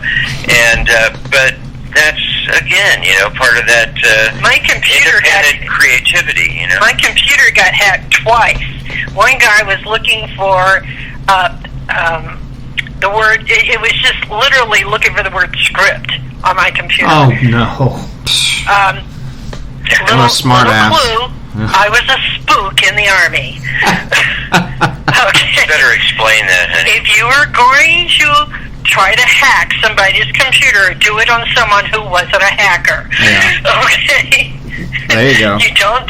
People used to make fun of me for having so many firewalls on my computer. They don't make fun of me anymore. No. Their computer's kaput. that particular one died. Oh, I don't know why, but oh, shit. Your computers are protected by the 4-barrel shotgun. With the 4-barrel. Yeah. Amazing. And I no, literally, we were right in the middle of. We were in the middle of. It was really weird because one died. One was a laptop. The second one was a laptop. We were shooting The Gas Who Love of Johnny X. And it got hacked. And the only thing that got out of it was a singular photo, and that was of Reggie at Challenger Park, where we had shot a very preliminary, chase scene. Right. We were doing some test shoots, I think. We weren't even, shooting the main body of the film. We were just doing some test shoots. And that leaked out, and it wound up on IMDb as if it was like the real film. I think I remember that, Oh, God, I caught such shit for that. And I'm like, yeah, it came off of my computer, but I didn't put it there. And so I did a deep search on my computer, and I found the IP, and I'm like, it didn't go to anybody that we knew, and I'm like taking it into the techs, and they're like, well, you got hit with a Trojan, and I'm like, yeah, no shit. You don't want to tell me who did the hit, and when I found out... Tell me who that lone condom was? It came from a convention website. Wow. Wow. It wasn't Comic-Con, but it was like... it was another big convention, and it caused some hard feelings. All I did was I said, look, it came from your website, and I'm not saying that you guys did it. I'm just saying that's whose IP it came from. Yep. And we never talked to them again. I'm like, really? Wow. Really? I'm giving you the heads up that you have a bug, and you're telling, okay, whatever. And so that was the second one. And the first one came back to an individual IP in China, and nice. I know that was a bounce. Right. And so, and then and then we got hit with the third thing, and that was some guy in Germany. So I'm like, interesting. It's like, of all of the family that you want to hit, of all of the people in the world you want to hit, why do you keep trying to hit me? Because I'm like the most impenetrable person that you could hit of all of the people in the franchise. You're an idiot. This class is Tech Savvy 101. Idiots.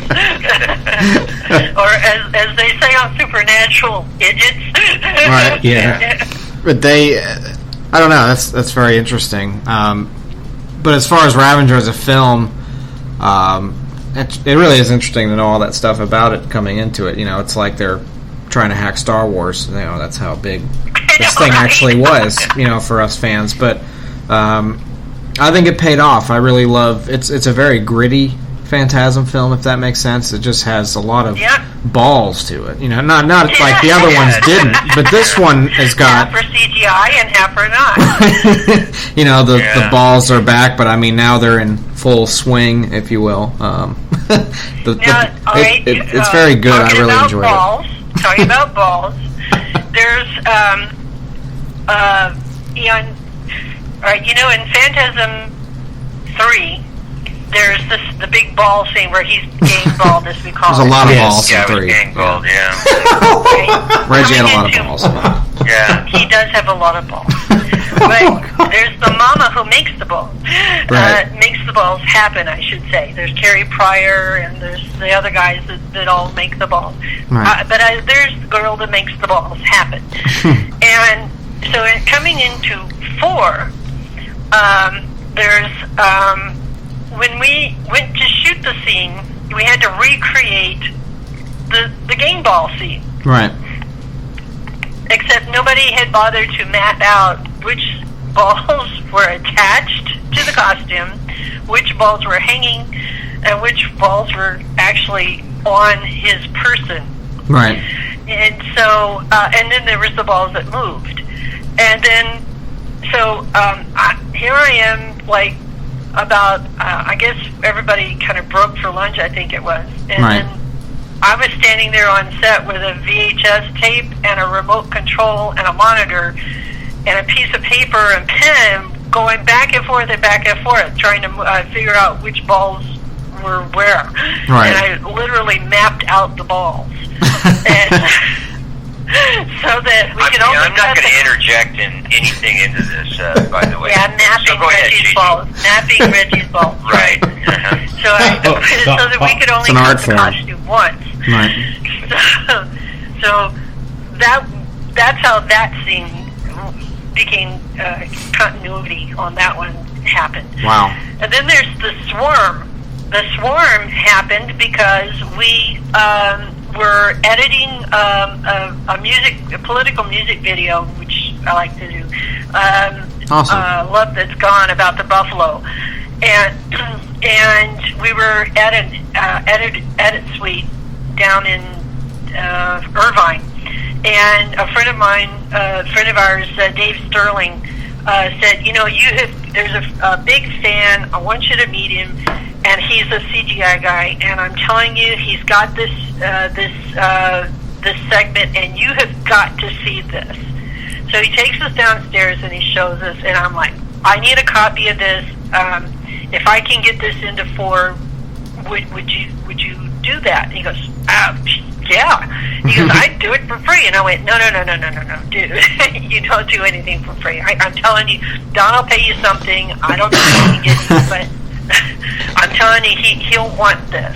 He goes, okay, yeah, anything. So, so we get a copy of it, and we were going to go to see the edit of 4, or 4, when like the next day or 2.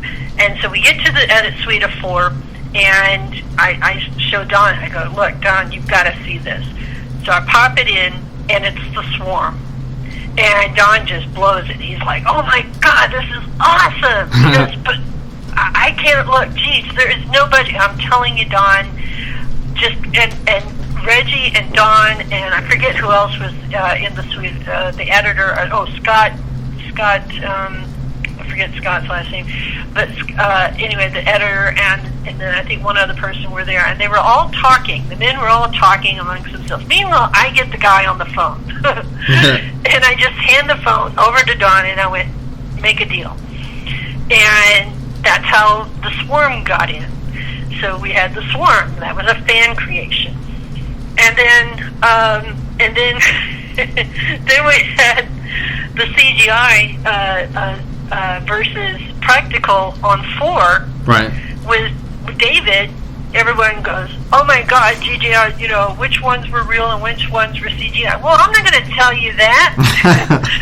If you can't tell, why the hell would I tell you? It's like, and then everyone's going, well, what's it like, being CGI versus practical? Isn't it very difficult to work with somebody, a director who's CGI? And it's like, no, not if you have the right guy. And right. he Sure. is the right guy. And we were actually conspiring together because with budget constraints, Don was trying to pull gags, and David and I were conspiring to put more gags in. So we would keep Don busy on one part of the set, setting up another scene, and David and I would go and shoot something else with one of the practical gags that we were going to cut, and we would go and we'd figure out a way to make the practical gag work, and then he would take and go back in and edit and enhance it. So whatever I would do, he would enhance it. Right. So he just made my work look that much better. So he's really, like I said, he's just really gracious that way. And awesome. He's really the best CGI, VGI guy that I've ever worked with. Cool. So that's our ball story. Yeah, and David did a great job on Ravager. I mean, I was blown away. I actually, as a fan, I waited a little while to watch it. I waited till I was ready for it. I didn't know what to expect. I was like, man, this is like the last Phantasm movie. Or is it? Or is it? But hey, we did a ton of green screen. That's right. All right. And then Don still has a lot of stuff from the first and second. Yeah, like outtake stuff. That's that'd be really incredible. Cool. Yeah. Yeah. And that new that Well-Go box set that was put out, just what an amazing fan package that was. It was just beautifully done, and I think the Blu-rays. Yeah, the Blu-rays. I think the restoration of older horror movies really brought back horror itself, and I think there's a newfound appreciation for it. Now people are going back and recollecting VHSs they lost, and it's the crazy. Story about how JJ did that, right? You know what? I want to tell you something. I'm dying to actually hear how he did this, but I have to tell both of you this. I'm being perfectly honest about this. I am not a fan of his at all, and I'm not. But I, and you can ask Corey this, and God is my witness, and I'm not even religious, but I went on our podcast and said what a fantastic job he did restoring the film. Corey and I went to a horror film festival down in Florida last year, and we actually got to see the first film remastered, and what a loving job he did with it. And he really did. He did. Yeah. And you can thank Star Trek and Star Wars for paying for it. Yeah, well, I guess something came out of it. So he did such a great job. Yeah, he really did. His crew, Bad Robot. I've been a fan of Bad Robot for a very long time. I used to be a Star Trek party girl, so I used to hang out with all the original cast, including Gene and Majel. And it's amazing. So us Texans, we got to stick together. Sure, it's amazing. So Bad Robot was in the process of doing the rendering and everything, for Star Wars and Star Trek, and so they were like, he wanted to show the original to his company for a company gathering. And Don goes, well, I've got a 35, he says, but it's really in bad shape. And he goes, I don't care, it's all right. Oh God, no, really, you don't he goes, look, Don, it's all right. It's just it's like, but these are Star Wars people.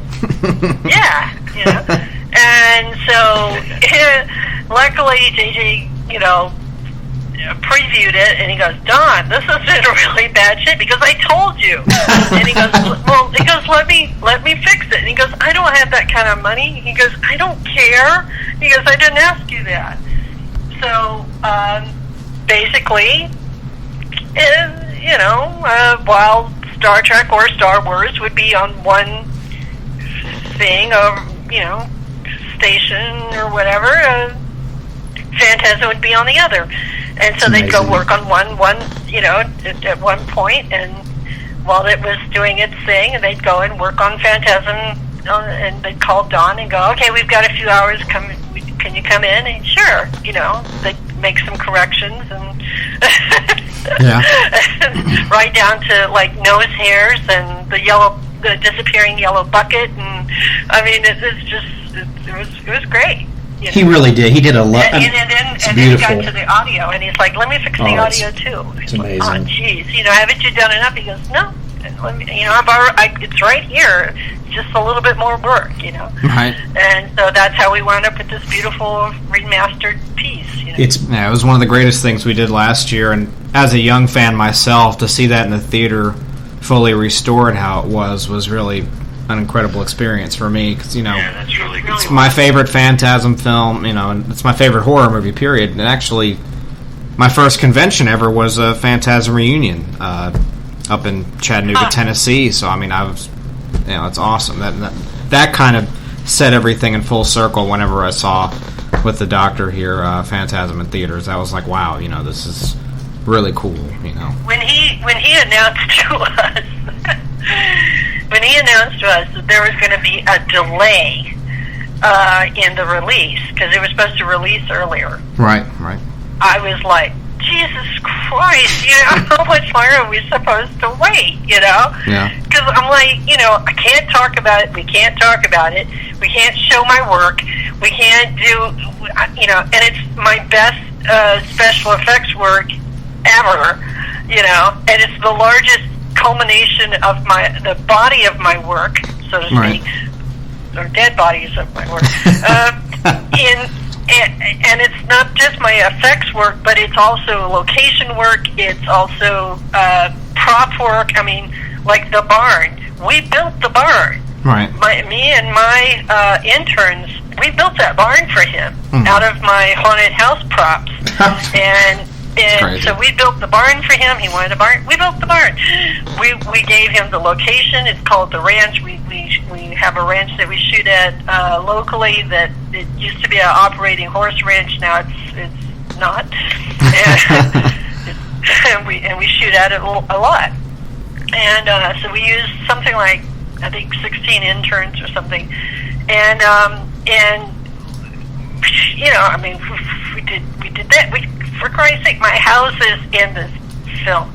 It took me 3 months to get all the goop out of the carpet in my bedroom. Oh, God. Yeah, that was a goopy shot. Oh, God. All that yellow shit, Oh, no, hers was red. Oh, hers was red. That was even worse. Right. Oh, my God. Oh. And then the house was a wreck afterwards because, we just kind of took everything out of the bedroom and everything out of the spare room. And it was what a wreck. Yeah, we had to live here, right? Yeah, we lived here. Yeah. So that's your all's house in Ravenger. This is my house. The interiors are all our house. The exteriors were the ranch. Okay. Yeah. Okay. So, it's crazy. And then there's some beautiful scenes that got cut because I don't know why they got cut. There was a scene where Reggie goes through. There's a exterior glass door on the ranch that he when the spheres go through the door, which, hey, how about that gag? He runs out, he closes the door, the sphere appears at the door, and he runs down the stairs and he runs out the front door. And when he runs out the front door, originally we shot it, he goes through the glass door, and that was an expensive gig, man. We gave him 2 shots at that, and with sugar glass, and I think it was, we shot it once. He did it, and it was beautiful the first time, but we were able to flip it around and give him another shot at that, and then it didn't get used. And I'm like, what the hell, man? Yeah, I only ran through it twice. Yeah. And I don't know if you've ever used sugar glass, but not only is it expensive, it hurts. Everyone thinks, oh, it's sugar glass. Yeah, it'll cut you. Yeah. But yeah, so there's, a lot of stuff that, we didn't actually use. And, we shot tons and tons of footage on that thing. So, awesome. Yeah, so it was rough. But then when we found out, it was because he remastered the first one. We were like, okay, got it, understand, not a problem. we can live with it. I wanted to ask you, how long did it take him to remaster that original film? Do you know? Well, we were delayed by about, I think, 7-8 months, something like that. Wow. The release. Oh, yeah, I think so it was. It had to be at least that long. Wow. So, if not longer. like I said, I don't know when he started it. I'm not a fan of his stuff. I'm a huge Star Trek fan, but I did not like the stuff he did with that. But I absolutely love what he did with that Phantasm remaster. I'll give him all the credit in the world for that. It was a work of love, definitely. And you can tell it was. And I know for people listening to this that are oddly enough not Phantasm fans, somehow, he named Captain Phasma in the newer Star Wars trilogy after Phantasm. Chrome. Yeah, and he did the chrome from the the spheres, which is insane. So he threw his love in there, and he actually ended up making the movie Restored. And I thought that was very neat. That they actually went and did that. So Phantasm has gotten a lot of kudos lately. Good. I think there was a game or something that it was in the background. It showed up on the background of another. It was another film. I think it was showing on the TV. I remember. It was a Japanese. It was supposed to be a Japanese animated film or something, and it was the one part of the film that wasn't animated. It had something like Roku, or no, not Roku. That's a distributor. I think I know what you're talking about. Yeah. Yeah, but it was a Japanese animated / not animated thing, and they have a TV going in the background, and in the background it shows Phantasm. I think it's Ravager. I can't remember. That's cool. Yeah. And that was the overall fan reception for that. They did pay the license fee. There you go. What was the overall fan reception for Ravager? You meet people at conventions, things like that. They really liked the film. What were they rated as? Yeah, no, they like it. Of course, there's always, when you've done, 4 sequels, let's say. Sure. Call them 4 sequels. You're always going to find people that came in here or there, and then if they haven't been following along all the way, then they have to go back and come up to speed. And something like Phantasm, you can't just pop in 3. You won't know, or even 20 minutes into the first film, you need to watch those movies as they go, because you're not going to know what the fuck's going on.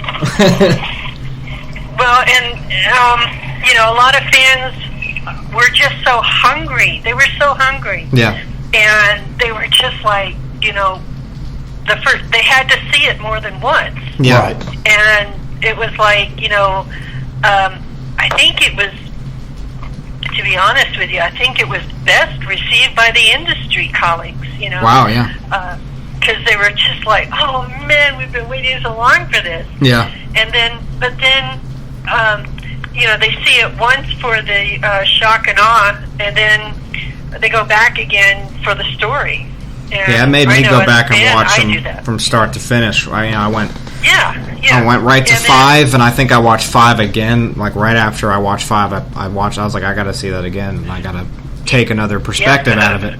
And then that's the beauty of DVDs, right? Yeah, or Blu-rays. Yeah. And I know that. Let me tell you, the premieres. I mean, I had fans weeping, especially like at the Austin premiere where we did that wonderful art theater, coast to coast art theater thing with Remastered. Yeah. That was a coup, let me tell you. Right. And I had fans, that they had tears in their eyes. Yeah. And for the experience of getting to meet everybody in the same place, but also because because of the wait,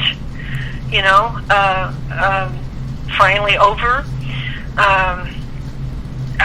It's just so many things that were going on all at the same time. I mean, it was just an overwhelming experience for the fans. Sure. I've only seen, I have to say, like I said, I've been in the genre, I've been blessed. I've been in the Star Trek genre, and I've been in the the horror genre right? Since the 70s, and and I have only seen the similar reaction to that Austin experience. I've only seen that same reaction to when when Star Trek 4, The Wrath of Khan came out, or Star Trek 2, The Wrath of Khan came out. Wow. The fans were they had tears in their eyes. They hugged us. They were hugging Reggie. I thought it was That's awesome. To death for a little dog. My daughter was with me. I was blessed to be able to bring one of my daughters out. Sure. And she was just really overwhelmed by the response, and she was just like, she wears hearing aids, and she was like, "Mom, the crowd's so loud, I had to turn my hearing aids down." Oh, wow. And the Alamo Drafthouse couldn't have been more gracious, right.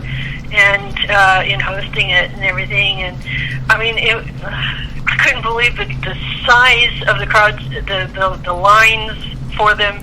And then of course I knew that when we had the Egyptian theater, I knew that that was going to be a blowout too. Right. And then we had a really beautiful crowd at the Limley as well. So I mean, it just the premieres really, those were great. And then really gratifying. Oh, really gratifying. And then reports back from Justin Zaharachuk, our buddy. He did a host where you can. It was a thing where that. I think it was Welco that put it together, but that you could actually host your own screening with, I think it was 25 tickets sold or something, if you could get a theater to go along with you. And he actually hosted one in his hometown. And he said it was just as overwhelming, and we started seeing those pop up all around the country, and that had never happened before. I'd never seen that happen before. Right. So, I mean, it's unbelievable. I always say you can't say Phantasm without saying fan. Right. Absolutely. And that just really proved it. That's part of the reason we spell it that way also, for copyright issues, I'm sure. Don't want a lawsuit from Dawn. All right. But, I felt like fan made more sense because, the way we wanted to present ourselves was embodying Phantasm itself, but also turning that to what we are, which is fans for fans, and right. Phantasm itself is such a huge phenomena, and even to us, and it's definitely a big part of my childhood. So it's, and we make jokes where I'm Mike and the doctor's Jody and stuff. We could, none of us could be Reggie, but since I'm the younger guy, and my Michael Baker balls, and as well as right. Your Michael Baker balls. Yeah. Is Michael here? No, he is in spirit. Oh yeah. But and one of them is a Jody ball. That's awesome. God, I'm starting to get jealous. They're your balls. So. Oh, that's right. Thanks, honey. I wanted to ask you guys, each of you, and you can tell me why. What is your favorite film? And we'll leave 5 out just for this, just of the stuff that Dawn directed, if you don't care. Reggie, we can start with you, or Gigi, whichever you want to do. Guys want to start, but of the first 4 films, which is your favorite? Of the first 4? Yes. Yeah. Well, I hate to be punk about this, but I loved every one of them. No, that's cool. I have to say that, of course, the first one was just an incredibly creative experience, because we did it, that we set we set it up for later. I mean, it was all there. The story, the characters, they were all there. And what was great about that was the characters. I mean, you think about Michael, and he was like a kind of a kid. Right. And so, you know, like kids that saw the film saw themselves as Michael. You know, people that were brothers of Michael Right. saw themselves as Jody. Yeah. You know, and then you know, those guys, you know, maybe had a favorite older friend. In this, you know, in terms of this, it was like the Ice Cream Man was such a great character. Yeah.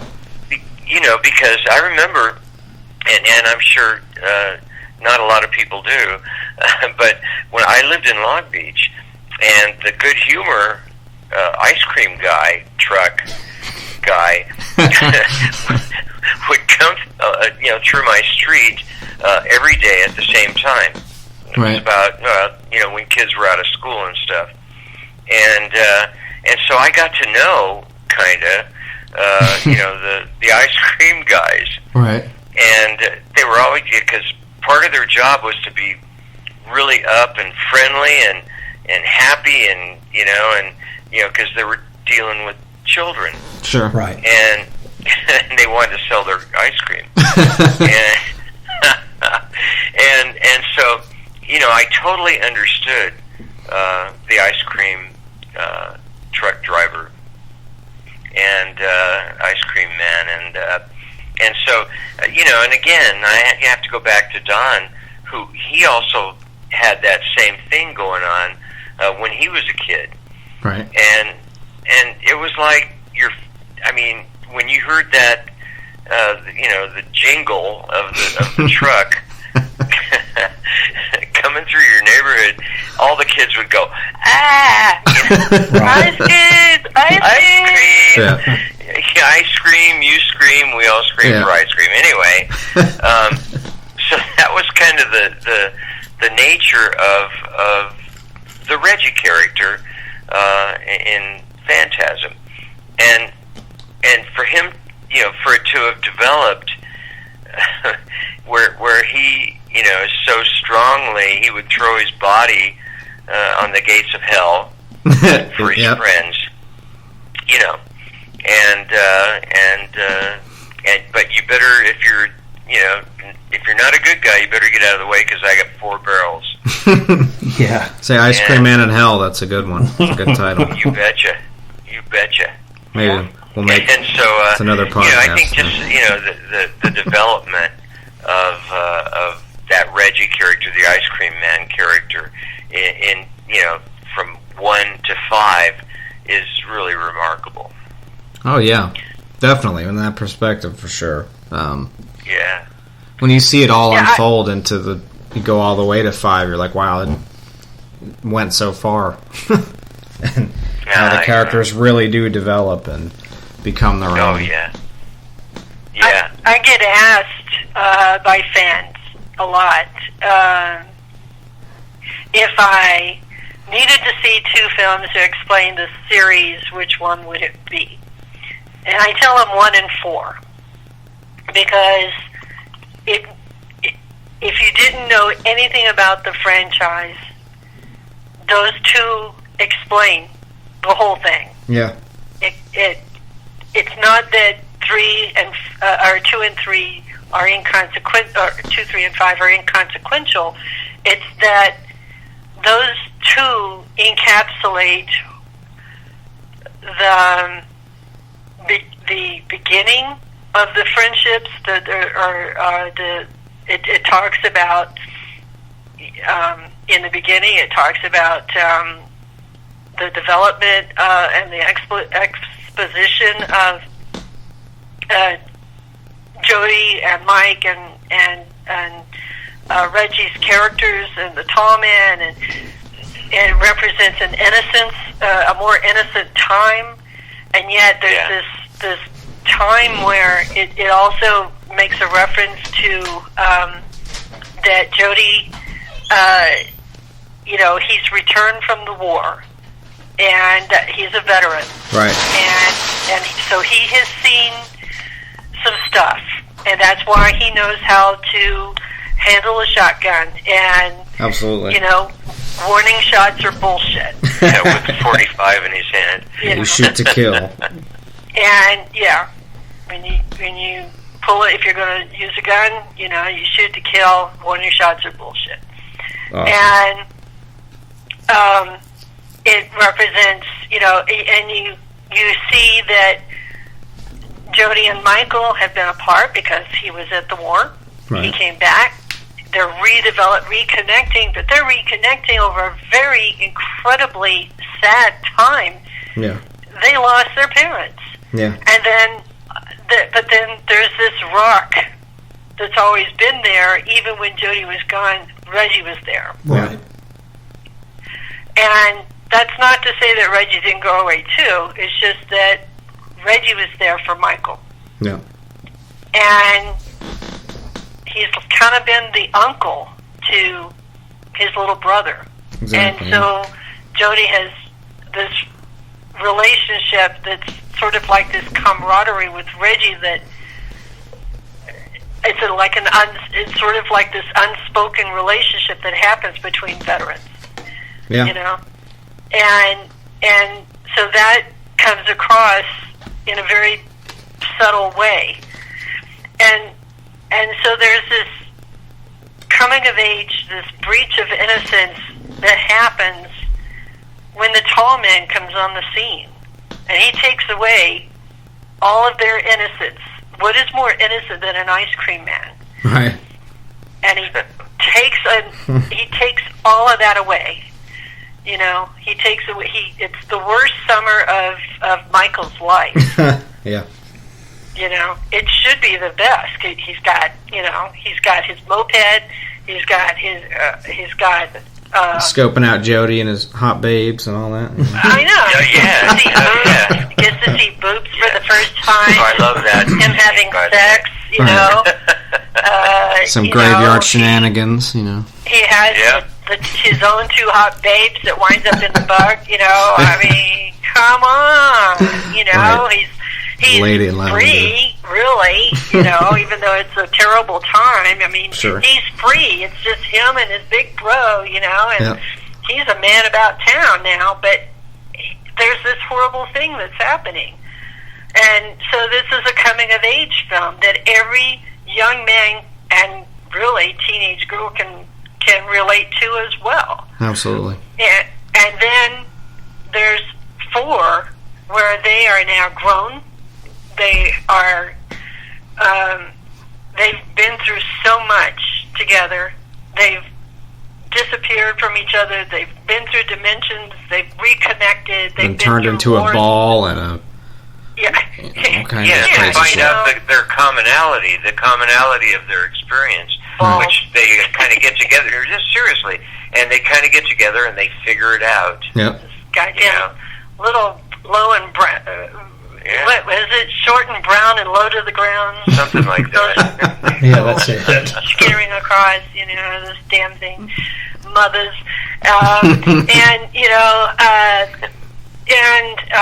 What's funny is fans forget that Bakuda actually belonged to Jody originally. Yeah. And Reggie inherited it because Jody turned into a ball. Yeah. I mean, he couldn't really drive it as a ball. Yeah. It's kind of hard to do. Yeah, that's really tough. And so, it's just all this development, and if you had to encapsulate the story into 2 films, those are the 2 films that really kind of does it. And then, in the end, Michael turns into... he has one of those damn balls in his head. In his head, yeah. It's gruesome. And so is he the tall man, or is he the son of tall man, right. or is he is this really just a dream? Right. Or is it, what the hell's going on here? And that's how you know it's a Phantasm film when all those questions come That's right. arise. And in the end, Reggie says, like, well done, wait dude. for me, I'll come back for you, I'll be back for you. And he goes through the dimension forks, and he comes out in 5. And, and funny story about that damn sphere. Michael and I had to do an insert with that sphere, the gold sphere, and he had the tall man costume on, Wow. And because he had to be the tall man's arms. Right. And so he's got the spear in his hands, and we call it the birthing scene, where he's pulling the gold spear out of the Michael head, and so I'm gooping it, and we have somebody doing a second unit on it, and he suddenly stops, and I go, "What's wrong?" And he looks at me and he goes, "Do you find this at all weird?" And I'm like, "Oh yeah, there's a lot of irony in this." You're the tall man, and you're the Michael, the tall man, and you're extracting it from your own head. Yeah, no, yeah. No, yeah, weird is Nothing good. Weird. Yeah, no, about that at all. Absolutely, weird is good unless the spear is in the president's head. That's That would explain a lot. Wouldn't that explain a lot? Yeah, that's what I was thinking. Yeah. I would say it'd probably be a little easier. Lasers hitting the Capitol. Oh my God, no. Yeah, that would explain a lot. Say it'd be a good time for the Phantasm franchise to take a political turn. There'd be a lot you can play off of these days, as weird as everything is. Oh my God, yeah. But that's why we have science fiction and horror, so we can enjoy ourselves, and it's not supposed to be in reality. we can live beyond Tell in people another I realm. want my drama on the screen, not on my set, and not in my life. Yeah, there's not going to be any awards handed out for this one, but No. Have you guys ever been approached by a celebrity that was a fan of the Phantasm franchise that you were like, are you kidding me? Like, really? Snoop Dogg is a Phantasm fan. That's amazing. Yeah. That's great. Yeah. Can you see him in his living room with his huge theater set up and all his dudes hanging out, toking and smoking and watching the Phantasm? Yeah. It's amazing, yeah. Well, I can see that. Well, in Long Beach, no less. Yeah, Long Beach. Snoop is from Long Beach, and he was born and raised in Long Beach. I was born and raised in Long Beach. We went to the same high school, different times, obviously. Wow, that's incredible. Yeah, I went to Polytechnic High School in Long Beach, and Snoop went there as well. Yeah. Huh. Yeah, different years, like I said. Small George world. Clooney's a fan. That's awesome. Who is? George Clooney. Cool. Oh, that's cool. Yeah. His wife's probably not, but he is. I'll tell you guys, I don't know if you're familiar with this band, and we've never had them on our podcast because we have a lot of death metal artists that we have on our podcast. Corey are a big death metal fan. A lot of metal fans. Well, these guys, I may say, and I think Corey will probably agree with me, are probably the biggest Phantasm fans, and that's the New York death metal band named Mortician, which they actually named the band after the Phantasm, the first Phantasm film. Wow. Yeah. Cool. If you ever look those guys up, and they have songs. They have a song called "Lord of the Dead," and they've got and there's samples from the films, and they're. Actually, I think I've heard the song. Actually, I think someone sent it to us once. Oh wow! Yeah, they're. Yeah. I mean, I believe what was the band? Hold on. Their original name before they were called Mortician was something way more descriptive of. I can tell you right here. Yeah, there was that, and Ben and Tomb did the song Left Hand Path, which had the Phantasm theme near the end of it. Well, really cool. Twisted is a big fan. Interesting. They're big fans. I know they love Kane as well, Jason. We've been in 2 of their music videos. Wow, that's crazy. Yeah. Let's see. This is your life. Or this is my life. This is my life. Yeah. And the last, one of the last ones. What was it called? It had to do with Boogeyman. Huh. Well, yeah, Boogeyman. That's right. Reggie played the. He had the crystal ball. That's crazy. And so we've been in 2 of those. And then let's see who else. I forget. Then there's the 3 Sixes.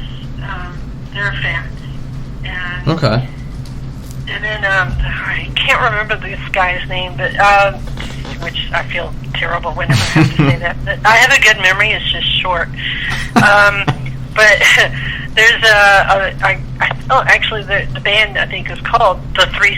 Is it the 3 6? Yeah. Okay. And then who was it? There was a movie called "Stop It, You're Killing Me," and they had Reggie actually do the cover song called "Stop It, You're Killing Me." Well, that's cool. And it starts out with like a Bohemian Rhapsody, and then he goes into it's like da da da da da da, life's but a dream, da da da da da da da da da. Stop it, you're killing me. I just scared the cat. That's great. It's really hilarious. And it's all about this woman that's a witch, and she has to get toenails of the dead or something. I forget. Yeah, interesting.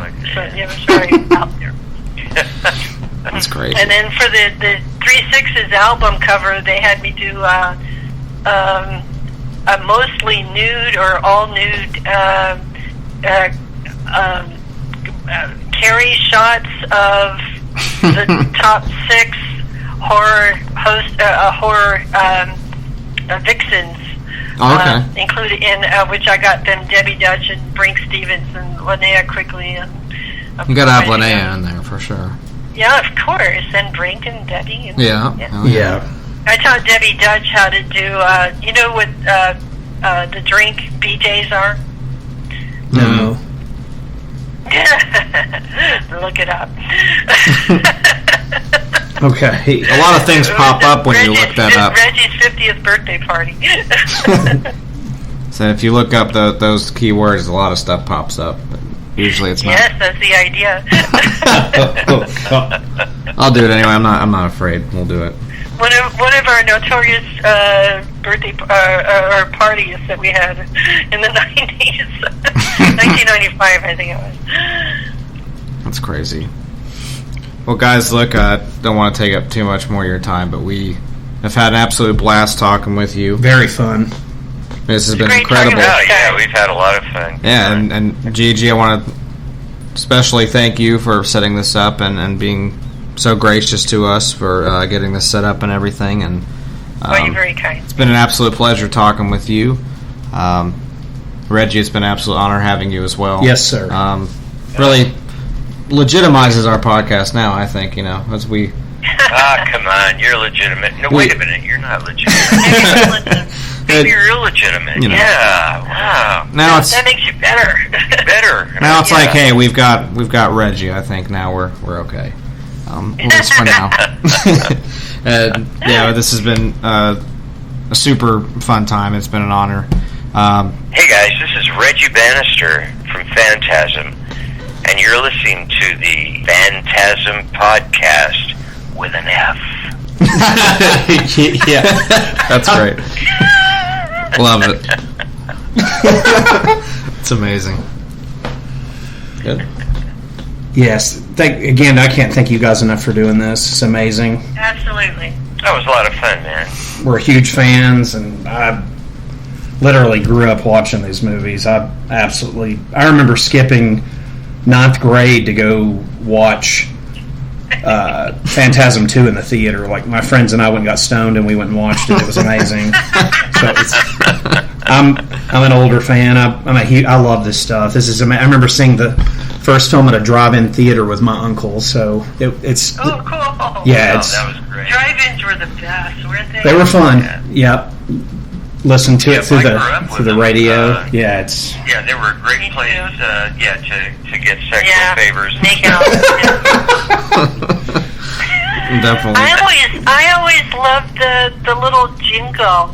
The let's go down to the lobby. Oh yeah. Let's go down to the lobby. A little popcorn Let's and go Hershey down bar. to the lobby to get something to eat. Yeah. It's perfect. Yeah, and they still do that once in a while. I think it's pretty cool, even in the normal theaters. So bringing that out every now and then, pretty classy. I like it. Yeah. But yeah, I can't thank you guys enough. This is a dream come true, an experience for sure. Well, I hope we run into you guys at the conventions. Okay? Yeah, we'd love to see you. Anytime, we'll just stay in touch, and we'll send you guys. So if you guys are in the southeast, and if you definitely. anything coming up, you need us to chime in on, let us know. Awesome. Oh, we'd love that. We appreciate it, and I'll send you the link to this, and you can share it and everything, and we'll just continue to promote Phantasm and anything Reggie does, we're there for it, and we'll be in touch, guys. We really appreciate it. You bet. Thanks, guys. Hey, y'all have a good one. Thank you so much. Amazing. Thank you. Bye-bye. Bye-bye. Night.